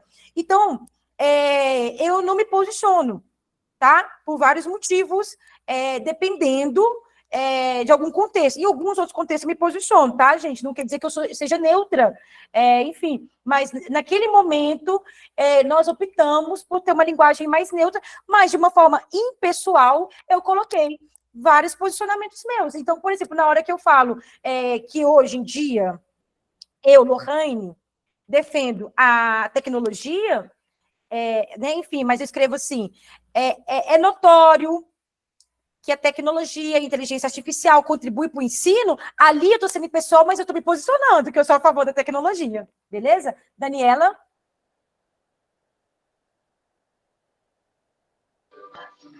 Boa noite, pessoal. Eu já gostava da Matrioska, agora sim, né, em love com ela. E foi tão legal você trazer ela nessa abordagem, né? Eu não esperava ela cair aqui. E ficou bem, foi muito pedagógico isso. É meu filho, gente. Foi muito pedagógico, porque agora, quando eu ver o meu texto, eu vou pensar que ele é um todo. E é engraçado porque todas as filhinhas são iguais à mãe. Então, o meu texto tem que estar bem amarrado e fazer sentido e transmitir a cara do texto. Muito legal, muito rico. Amei. Gostei Agora da forma que ela falou, foi excelente. Não, vai ser a minha forma assim, visual. Eu vou ver assim o meu texto agora. E eu tenho uma dúvida, Lula, que talvez seja melhor assim, né? Eu estou te vendo e vou conseguir expressá-la. Na relação do conectivo, quando você cita, né, usar conectivo, na minha cabecinha, eu usava o conectivo, por exemplo, o portanto, né? Sendo assim, então, eu usava ele, tipo, lá nas 3 últimas linhas, na hora que eu ia de fato concluir. Só que na última correção, eu entendi que quando eu vou para o segundo parágrafo, já é ideal eu inserir um conectivo ali, não é errado? Eu insiro um ali e insiro um depois, ou o dali basta? Daniela, tem mais alguma pergunta aí? Só. Bom, o Ângelo vai complementar comigo aí, mas eu vou deixar uma coisa clara para vocês. As conjunções, vocês conseguem me ouvir bem? Daniela, se possível, desliga o seu áudio aí, ok? As conjunções, né, elas trazem coesão para o texto. Então, em alguns momentos, para que o seu texto não fique fragmentado, tá, você precisa fazer uma ligação de um período com o outro, de um parágrafo com o outro. Então, eu vou mandar para vocês um esquema de texto que o Jackson, tá? Da Letras, lá do meu amigo lá do Mantiqueira, que estudou comigo lá na UFMG também, com os meninos, ele fez um esquema muito legal. Eu vou compartilhar com vocês, porque eu não estava lembrando desse esquema.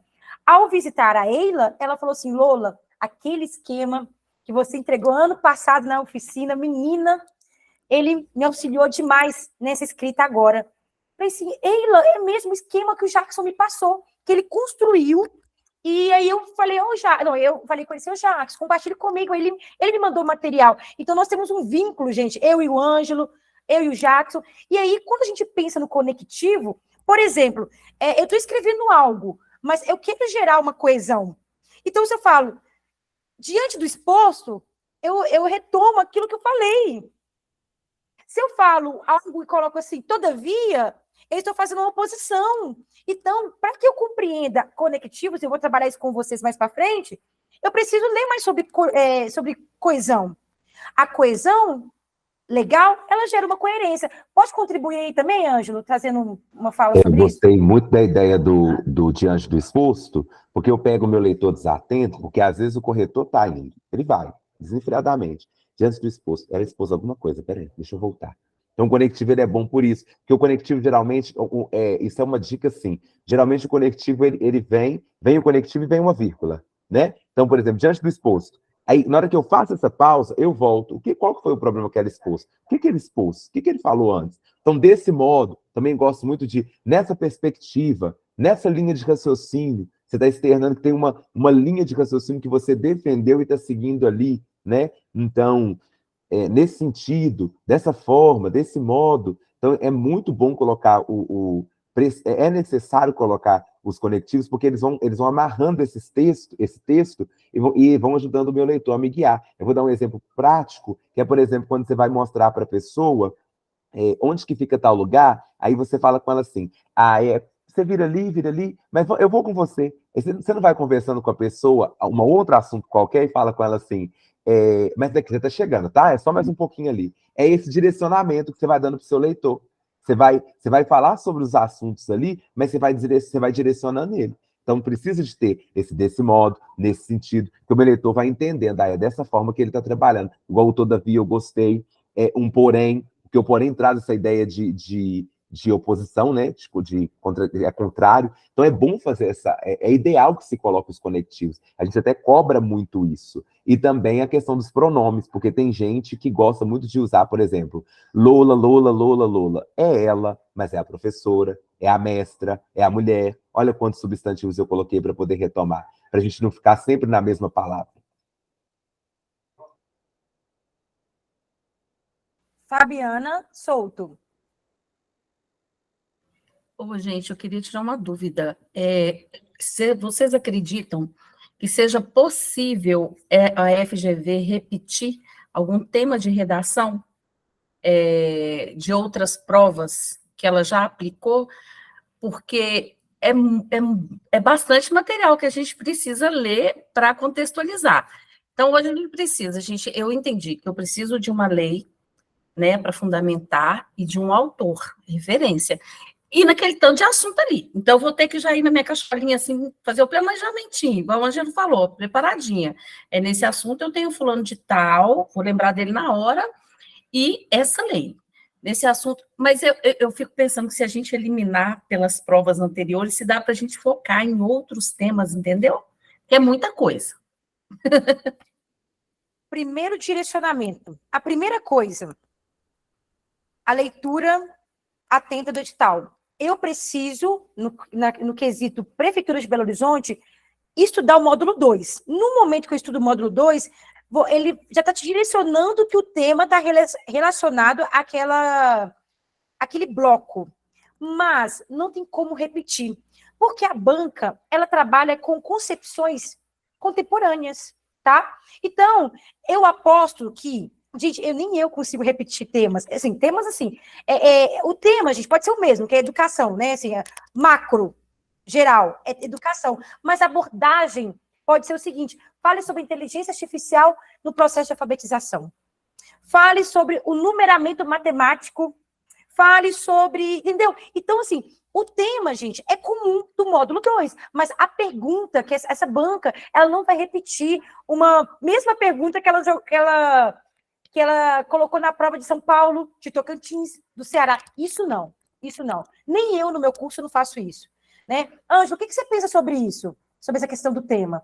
Eu penso que o tema pode aparecer, sim, de novo, porém com uma palavra diferente.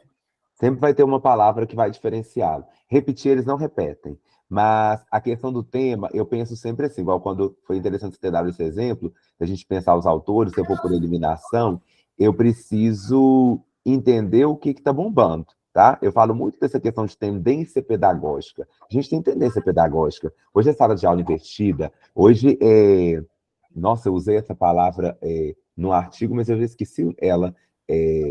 Ativas, metodologias ativas. Então, quando a gente pensa nesses termos, são termos que vão aparecer aí. Eles são correntes, né? Eles são corriqueiros do dia a dia. Então, às vezes, já dá para a gente eliminar. Agora, sempre que a gente for pensar em documento normativo, você pode... Olha um documento que nunca cai de moda. Ele nunca sai de moda. O projeto político-pedagógico. O projeto político-pedagógico, ele vai perpassar todos os temas. Ô, Ângelo, o que eu quero dizer? Presta atenção. Eu quero dizer o seguinte, ele nunca vai pegar, por exemplo, assim, como fosse um plágio. A mesma questão que caiu lá em São Paulo, caiu aqui em Minas. Não. Eles vão mudar as palavras. O tema da educação é o mesmo. Ele pode jogar aqui para você que agora é tecnologia aqui e tecnologia lá no Rio, mas com uma pergunta diferente. Isso. Aí, entendeu? Por isso que a gente estuda por blocos. Exemplo, lá no Enem, bloco meio ambiente, bloco saúde, política, ok, mas a pergunta é sempre diferente. Sempre diferente. Tem uma palavra que vai mudar, para mudar o foco e também para poder colocar você diante daquilo. Por isso que eu falo que o tema precisa ser lido 3 vezes, nem tinha falado isso antes, mas o tema precisa ser lido 3 vezes. Porque, lembra que Lola falou hoje que ela mandou o texto para ler, e ali qual que era a palavra mesmo, Lola? A palavra que eu mais utilizo e que a Fabiana morre de rir, leitura em profundidade. Isso, por que às vezes a profundidade? Aquele léxico, a grafia dessa palavra na mente dela já está muito pronta. Quem viu também interpretou dessa forma, mas passa. Por quê? Por isso que a gente precisa ler de novo para falar assim, não, isso ali realmente é esse tema. Aí eu preciso fazer essa nuvem de palavras para eu realmente confrontar esse tema, para a gente não sair desse foco. Porque acontece, a gente já tem um hábito muito de escrever, você não vê o erro. É corriqueiro ali. Então, o tema, ele vai te deslocar, ele nunca vai ser igual, isso aí a gente pode afirmar com toda clareza, e ele vai ter um foco diferente. Então, precisa estar preparado para isso. Mas saber que tem documentos que, por exemplo, igual eu trouxe aí a ideia do projeto político-pedagógico, ele vai perpassar tudo. Mesmo que eu pense em educação inclusiva, que eu pense na questão das matrizes africanas, que eu pense nos povos originários, o projeto político-pedagógico vai perpassar tudo. Então, tem algumas coisas, alguns documentos que eles vão perpassar. Então, é aquilo que eu chamo de alinhavo, né? Eles vão alinhavar tudo. Então, isso não tem como tirar. Como leis, por exemplo. É igual a questão do direito à educação. Matou. O direito à educação é um fato. Eu posso até usar esse conectivo, eu posso começar assim, inegavelmente. Uma coisa que é inegável, ela é fato, não tem como tirar. Com toda certeza. E conforme a Constituição Federal de 1988, a educação é direito de todos. Gente, já está gravado aqui. Olha uma informatividade, olha uma definição na minha introdução. Entendeu? Então, assim, nós temos que compreender, Fabiana, uma questão. Olha, eu estou apostando, pode cair. Eu estava até conversando com uma moça que dá aula também de redação, ela falou assim, Lola, é tecnologia, educação inclusiva e diversidade, são esses temas que a banca está revelando pelos últimos concursos que pode vir cair, beleza? Ou no estado da PBH. Ok.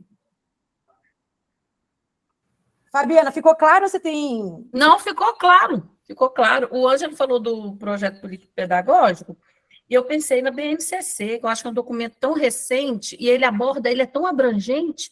Eu comecei a ler, tenho uma dificuldade de leitura, gente, mas eu prefiro o áudio.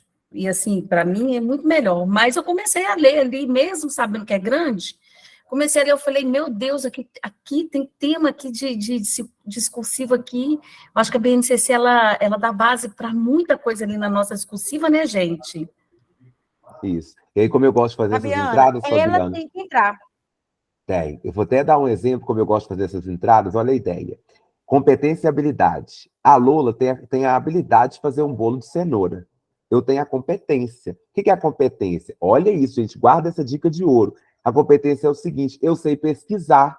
Eu vou até o Google e vou colocar como que eu faço o bolo de cenoura. Eu sei quebrar os ovos, saber se eles estão, né, separados ali para eu peneirar, saber se eles estão Mobilização de estragados ou não. conhecimentos. A habilidade, ela já passou, ela Prática. tem a competência, ela sabe, ela domina a receita, mas ela tem a habilidade de executá-la. Eu Nossa. posso ter só a competência de eu ir lá e pesquisar, eu vou conseguir fazer. Por isso que para a gente pensar em competência e habilidade, a competência eu tenho aquela predisposição a fazer algo, a habilidade é quando eu tenho domínio, já tenho domínio daquilo. Então a gente pensa, o que eu tenho que fazer? Já que a pessoa tem que dominar a escrita, por exemplo, tem que dominar os gêneros digitais, não é só operar no computador, ela precisa saber produzir uma planilha, por exemplo, no Excel. Eu consigo trabalhar tanto a competência quanto a habilidade. A gente sempre tem que fazer em educação, ou em qualquer tema que a gente for confrontar, vou sempre usar essa palavra, confrontar. Eu vou confrontar um tema para eu saber o que eu sei, e nessa guerra aí eu vencer. Então eu preciso saber o quê?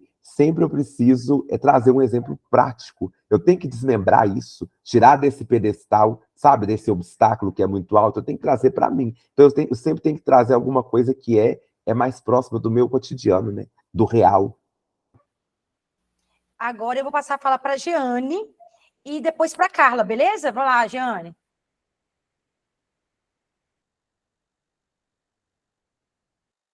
Liga o áudio, tá? Oi, Lu. Jeane Liberato ou Nascimento? A Jeane que levantou a mão é a Jeane Nascimento. Ah, tá, desculpa. Não, tranquilo. A Jeane, beleza, ela não falou, mas eu vou ler aí. Deixa eu pegar meu óculos aqui, porque Titia Lolo, ô Ângela, Titia Lolo tá certa. Eu estou com muita dificuldade em elaborar a redação em apenas 15 linhas. Peraí, deixa eu voltar aqui. Para o concurso da Prefeitura de Belo Horizonte.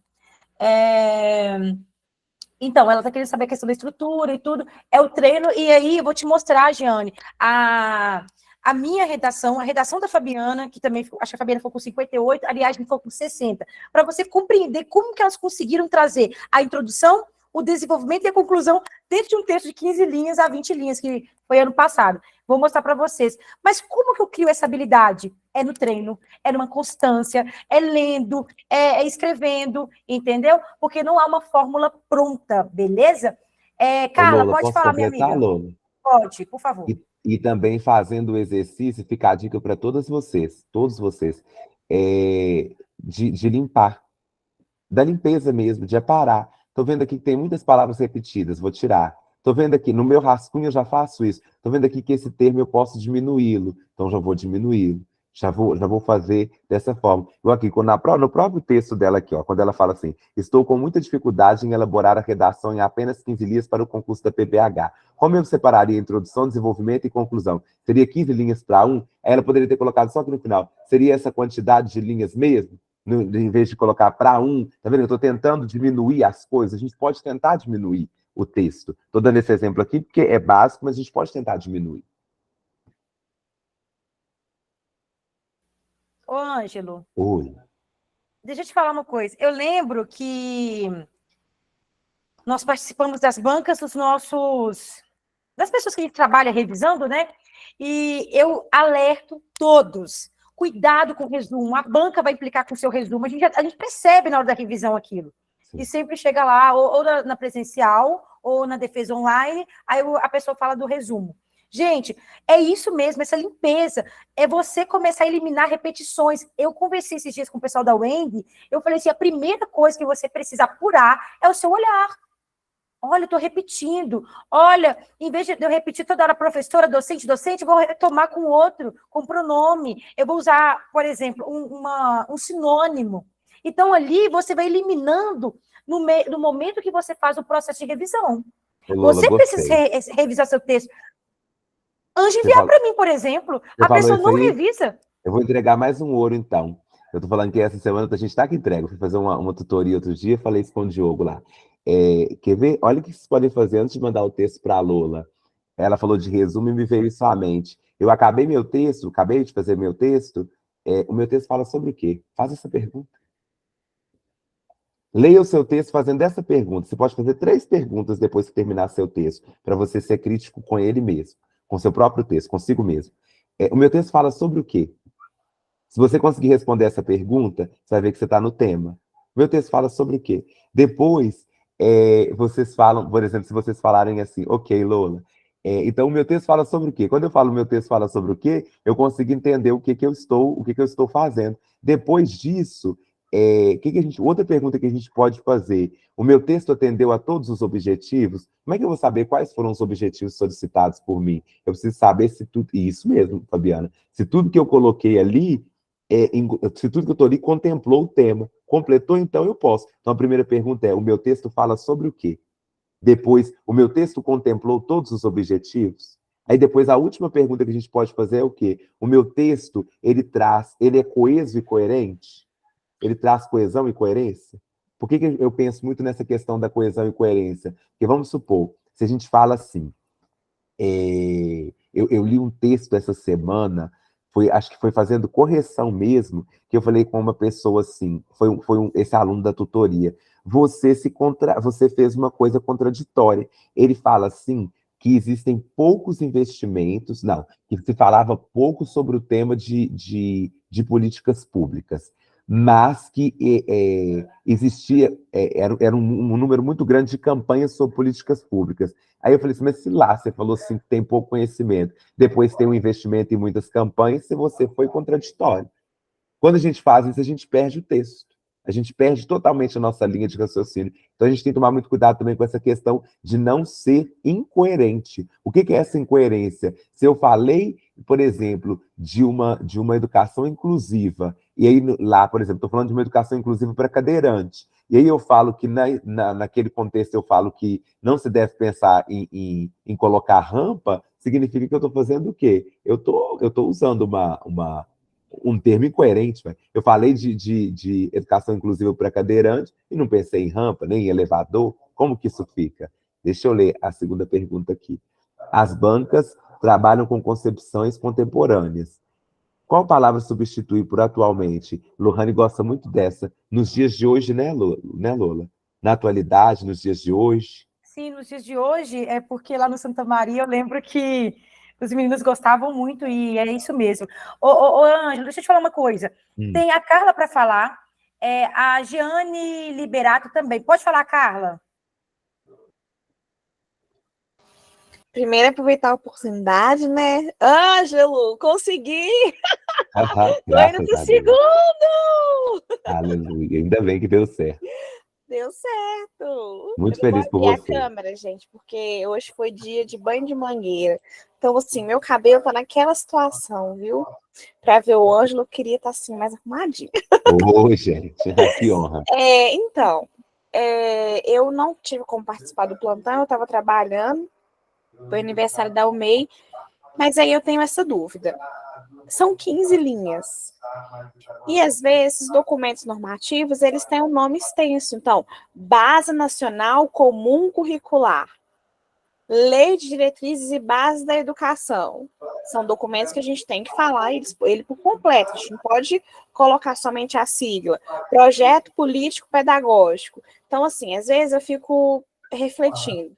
Para completar a informação, eu gostaria de trazer a Base Nacional Comum Curricular, mas também trazer a origem de que foi implementada alguma lei que a base cumpre ali, né? Que o documento normativo BNCC cumpre ali. Aí eu fico em dúvida, será que eu coloco leis, diretrizes e bases da educação e no desenvolvimento do meu texto vou colocando a BNCC? Como é que eu faço assim? Será que eu escolho só uma? Sintetizo? O que você acha aí? E aí, Lola? Ô, Carla, o que acontece? Realmente o nome ele é um pouco amplo, mas se você coloca assim, base comum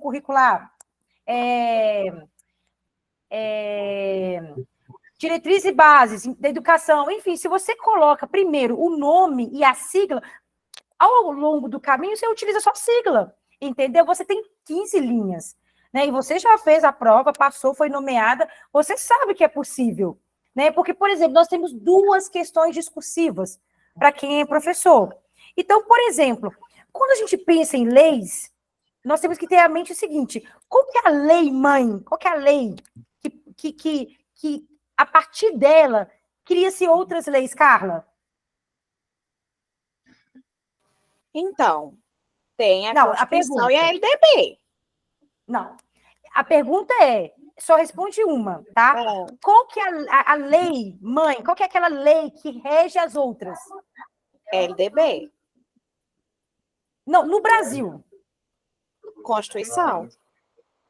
A partir da Constituição Federal de 1988, você tem a LDB. A BNCC, ela parte de qual?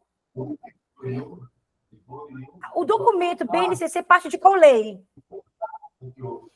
Parte da Constituição juntamente com a LDB.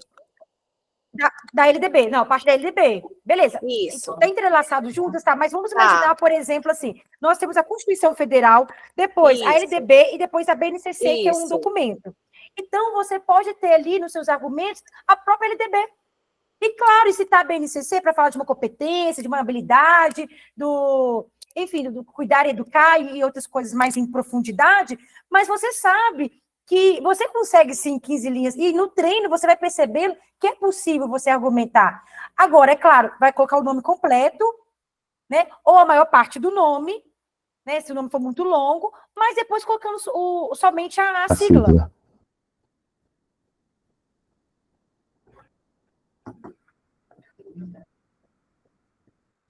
Ô, Lula, tem uma dúvida da Jeane.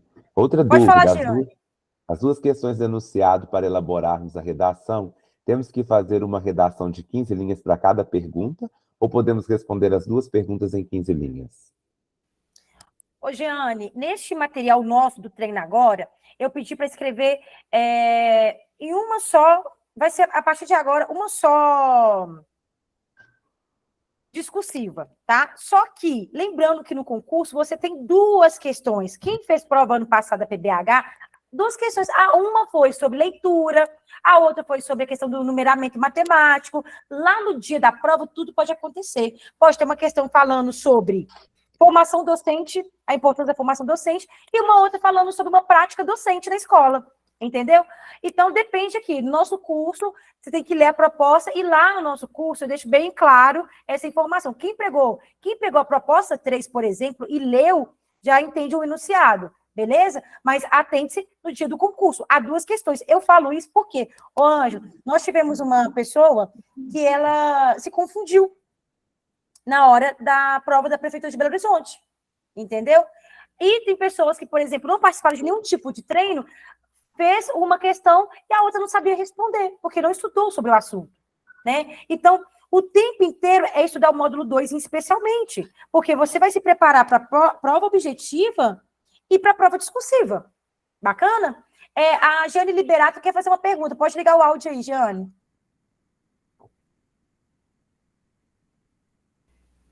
Ô Lula, alguém já falou, já perguntou sobre o que eu queria falar, sabe?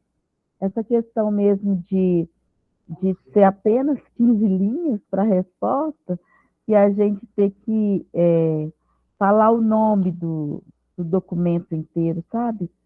Já que são só... Alguém falou isso.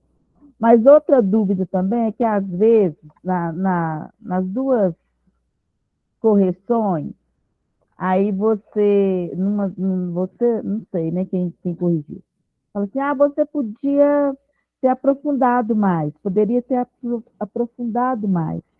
Aí esse é a minha dificuldade, sabe? Eu fico pensando, será que eu não estou falando demais e não vai caber e vai dar mais de 30 linhas? Nossa, é uma preocupação, sabe? E isso acho que acaba me podando um pouco, sabe? Porque eu fico muito preocupada com a quantidade de linhas e com medo de depois não conseguir, no dia sair escrevendo e não conseguir fazer nesse espaço, sabe? Giane, por isso que é importante o planejamento, né, Ângelo? Sim. Porque aí você pensa, a partir de um planejamento eu vou usar somente, eu tenho algumas redações minhas, mas enfim, tá na gaveta ali. Aí eu pensei, olha, eu vou usar somente duas fundamentações para esse tema. É incrível, porque lá no dia você não vai conseguir lembrar para aquele tema específico, que talvez vai cair, por exemplo, educação inclusiva. Ah, qual documento eu vou trazer? Ah, eu vou trazer, então, que agora que eu recordo a Constituição e a LDB, por exemplo. Ou eu vou trazer uma autora que trabalhou com a inclusão e diversidade, o Gessé, por exemplo, né? Gessé Souza.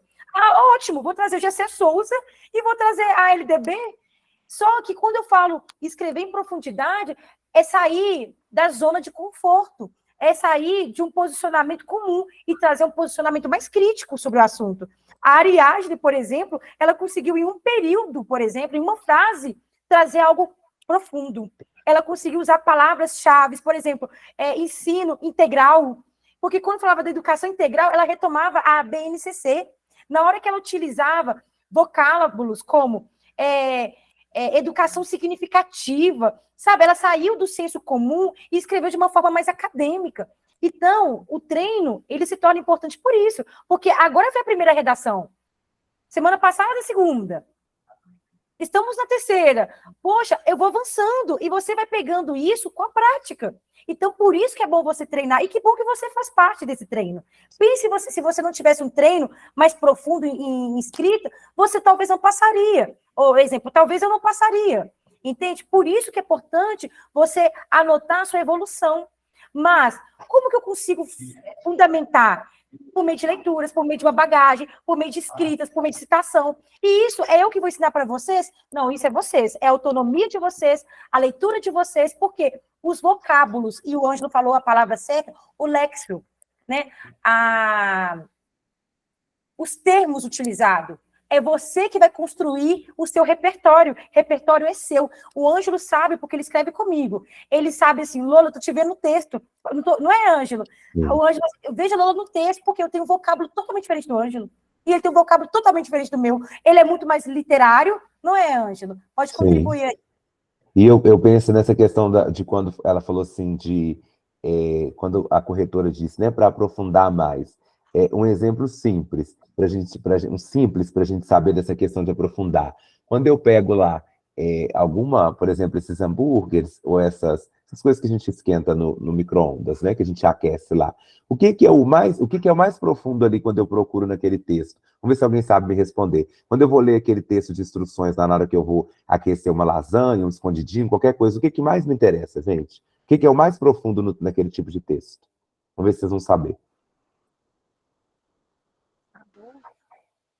O tempo?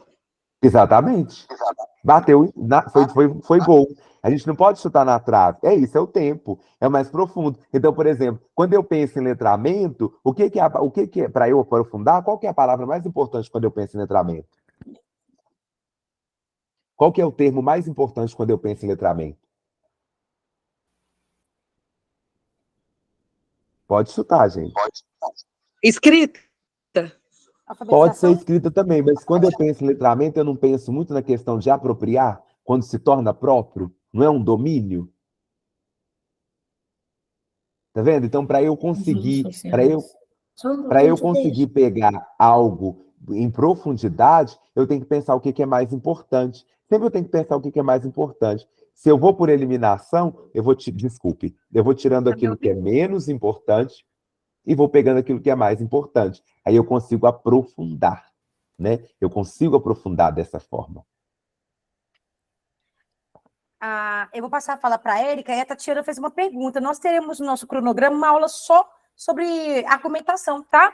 Então, no cronograma, eu vou passar de uma forma mais aprofundada, porque hoje, então, é planejamento e é estrutura, né?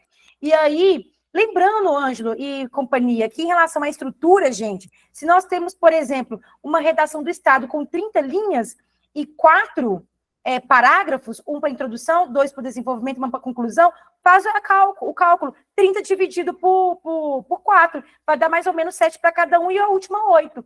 Então, para ter essa harmonização aí facial. Ô, Érica, pode falar? Gente, o nosso horário está passando, eu estou fazendo gravação, e aí eu quero encerrar 9h30, tá bom, gente? Então, eu vou liberar aí para a Érica fazer a pergunta e fechar daqui a pouco, né? Oi, Lola. Então, no dia que eu fazendo a minha redação, porque foi falado sobre a questão de limpar o texto e sobre a questão, a princípio ficou em 18 linhas.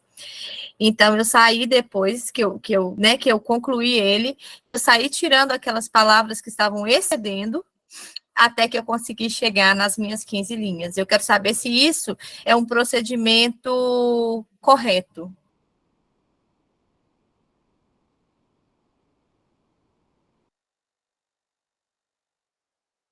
Eu adorei esse termo procedimento, me lembrou, Ângela, me lembrou uma cirurgia, né, um procedimento estético. Gente, e aí falou de limpeza, já pensei em limpeza. Gente, vocês estão me ouvindo? Ângela, você está aí? Parou Estou aí, gente, aqui. conexão. Estamos todos aqui, Lola. Ah, tá. O que acontece? Quando fala de procedimento, e ela fala assim, olha, no momento do treino, do rascunho, gente, até lá no dia da prova, eu fiz a prova do Cefet, eu tô tentando vários concursos federais, e, cara, na hora que eu estava fazendo meu planejamento, fui fazer meu rascunho, passou, né, lógico. Mas depois eu fui eliminando, não, isso aqui eu posso tirar, isso aqui eu posso usar um pronome de retomada, então você vai eliminando, e isso é tão comum para nós, fazer essa limpeza, peneirar, vou usar, viu, Ângelo, peneirar. Por quê? Porque já viu que as bancas e as editoras falam assim, 200 caracteres por resumo, e você tem que ir eliminando? Você vai ter que criar esse hábito. Você no treino, você pode escrever 50 linhas. O Ângelo falou isso na live. Você pode criar ali no seu treino, agora eu quero escrever 100 linhas aqui no meu caderno, não tem problema não. Não, mas para mandar para a Lohane, tem que seguir a banca. É só 15. Quais informações importantes, pertinentes, eu posso inserir no meu texto a fim de convencer o meu corretor e mostrar para ele que eu estou capacitado para ingressar na rede como servidor? É isso. Tem várias coisas que eu escrevo, gente, até numa cartinha de amor. Mas quais serão as palavras que vai tocar o coração do meu noivo? É isso. Quais palavras que eu vou seduzir o meu corretor e vou mostrar para ele que eu tenho vocábulo, que eu tenho competência e que eu posso trabalhar naquele órgão. É isso. Então, vocês precisam começar a compreender o seguinte, não, eu preciso amadurecer a minha escrita e eu preciso aprender a respeitar limites. É isso, respeitar limite. 15 é 15. É não, é sim, é sim. É isso. Agora, no treino, fica à vontade. Gente, no momento do treino, é o momento de errar. Você só não pode errar onde? No dia da prova. Mas aqui é o momento certo. O tempo inteiro eu estou errando, gente. Porque a partir do meu erro é que eu aprendo. É no momento que o Ângelo fala assim, Lola, cuidado, você articulou de forma confusa aqui. Eu não compreendi isso. Lola, melhora tal posicionamento seu. É no momento do erro que eu consigo avançar. Nossa, um minuto, Lola. Aqueles, porque quando você falou isso, eu pensei numa outra coisa também. Tomar muito cuidado com isso sempre aparece nos textos, de uma forma ou de outra. Eu falo que isso aparece lá no fundo do texto. O fundo do texto é quando eu começo a ler nas entrelinhas. Eu preciso falar isso antes de nós finalizarmos. Eu lembro de ter falado isso com a Lola uma vez, a questão dos termos machistas. Eles entram nos textos de forma sutis. Por exemplo, quando a gente fala assim, eu lembro de uma coisa, foi de um termo feminino, quando a gente fala assim, porque, por exemplo, o domínio das carreiras sempre já é exercido pelo homem, uma coisa assim. Ou, por exemplo, certas afirmações, que elas são do senso comum, elas entram introjetadas nos textos de uma forma tão sutil, mas que o próprio corretor consegue. Igual, por exemplo, essa semana eu vi um pessoal fazendo uma foto, aí a menina, ela saiu do lugar da primeira posição e pôs o menino na frente. Eu falei com ela assim, essa foto está machista. Ela falou comigo, por quê? Eu falei, porque você colocou o homem lá em primeiro plano. Você poderia ter ficado lá, ué. A foto não pode começar com uma mulher na ponta, não. A gente tem que pensar um pouco nisso, nessas questões, né? Até quando a gente vai colocar, a gente sabe que o substantivo masculino é o que domina, né? Mas se eu quero marcar uma carreira de professora, eu vou colocar o professor e a professora. Agora, quando eu pego os profissionais da educação, eu já estou contemplando o professor e a professora. Mas tem horas que eu tenho que marcar, para eu marcar que tem um público feminino ali, para eu marcar que tem certo ponto. Então tem que tomar muito cuidado também, porque esses termos sutis, eles entram. E quando a gente faz correção, a gente faz questão de assinalar isso para vocês. E para fechar, Ângelo, eu lembro que eu percebi que minha aluna era preconceituosa por meio de um texto dela. Ela escreveu, era sobre a população idosa, e ela escrevia de uma forma que ela não percebia. Aí eu lembro, isso, gente, na preparação para o Enem, e eu marcava os encontros de monitorias também. E aí eu conversei com ela, falei assim, olha como que você marcou quantos preconceitos aqui, por conta do léxico, por conta das palavras que ela foi utilizando. Gente, mostrou o tanto que ela era preconceituosa. E ela falou assim, eu nem percebia. Mas não, amor, tudo bem, só vou te ensinar. E cuidado, porque tem palavras que você utiliza que são racistas. Cuidado, que tem posicionamento que você utiliza, que você mostra que você é totalmente contra os idosos. E aí, meu bem, você vai ferir, sabe o quê? Os direitos humanos. Como que eu já era, tá? Meu negócio é reto, viu, gente? Que é aquela coisa, né, Lola? É a população pobre, menos favorecida, desprestigiada socioeconomicamente ou miserável? Aí fica a escolha de vocês. Eu prefiro os desprestigiados socioeconomicamente. Exatamente. Gente, eu preciso, nesse momento agora, 9h30, encerrar a chamada. Nós passamos 30 minutos a mais, né, Ângela? E foi por uma justa causa, uma justa causa. A aula extremamente rica. Gratidão pela presença de todos, pela participação de vocês. Ao longo da nossa jornada de escrita, nós iremos debater vários outros temas de forma profunda, beleza? Então, não é só uma aula, é uma construção, ok, turma? Então, eu vou encerrar aqui a nossa... primeira coisa que eu vou fazer, eu vou encerrar a gravação. A todos, bons estudos. E aí, qualquer dúvida, vocês podem me escrever por e-mail ou no WhatsApp. Até mais, pessoal. Muito obrigado por tudo.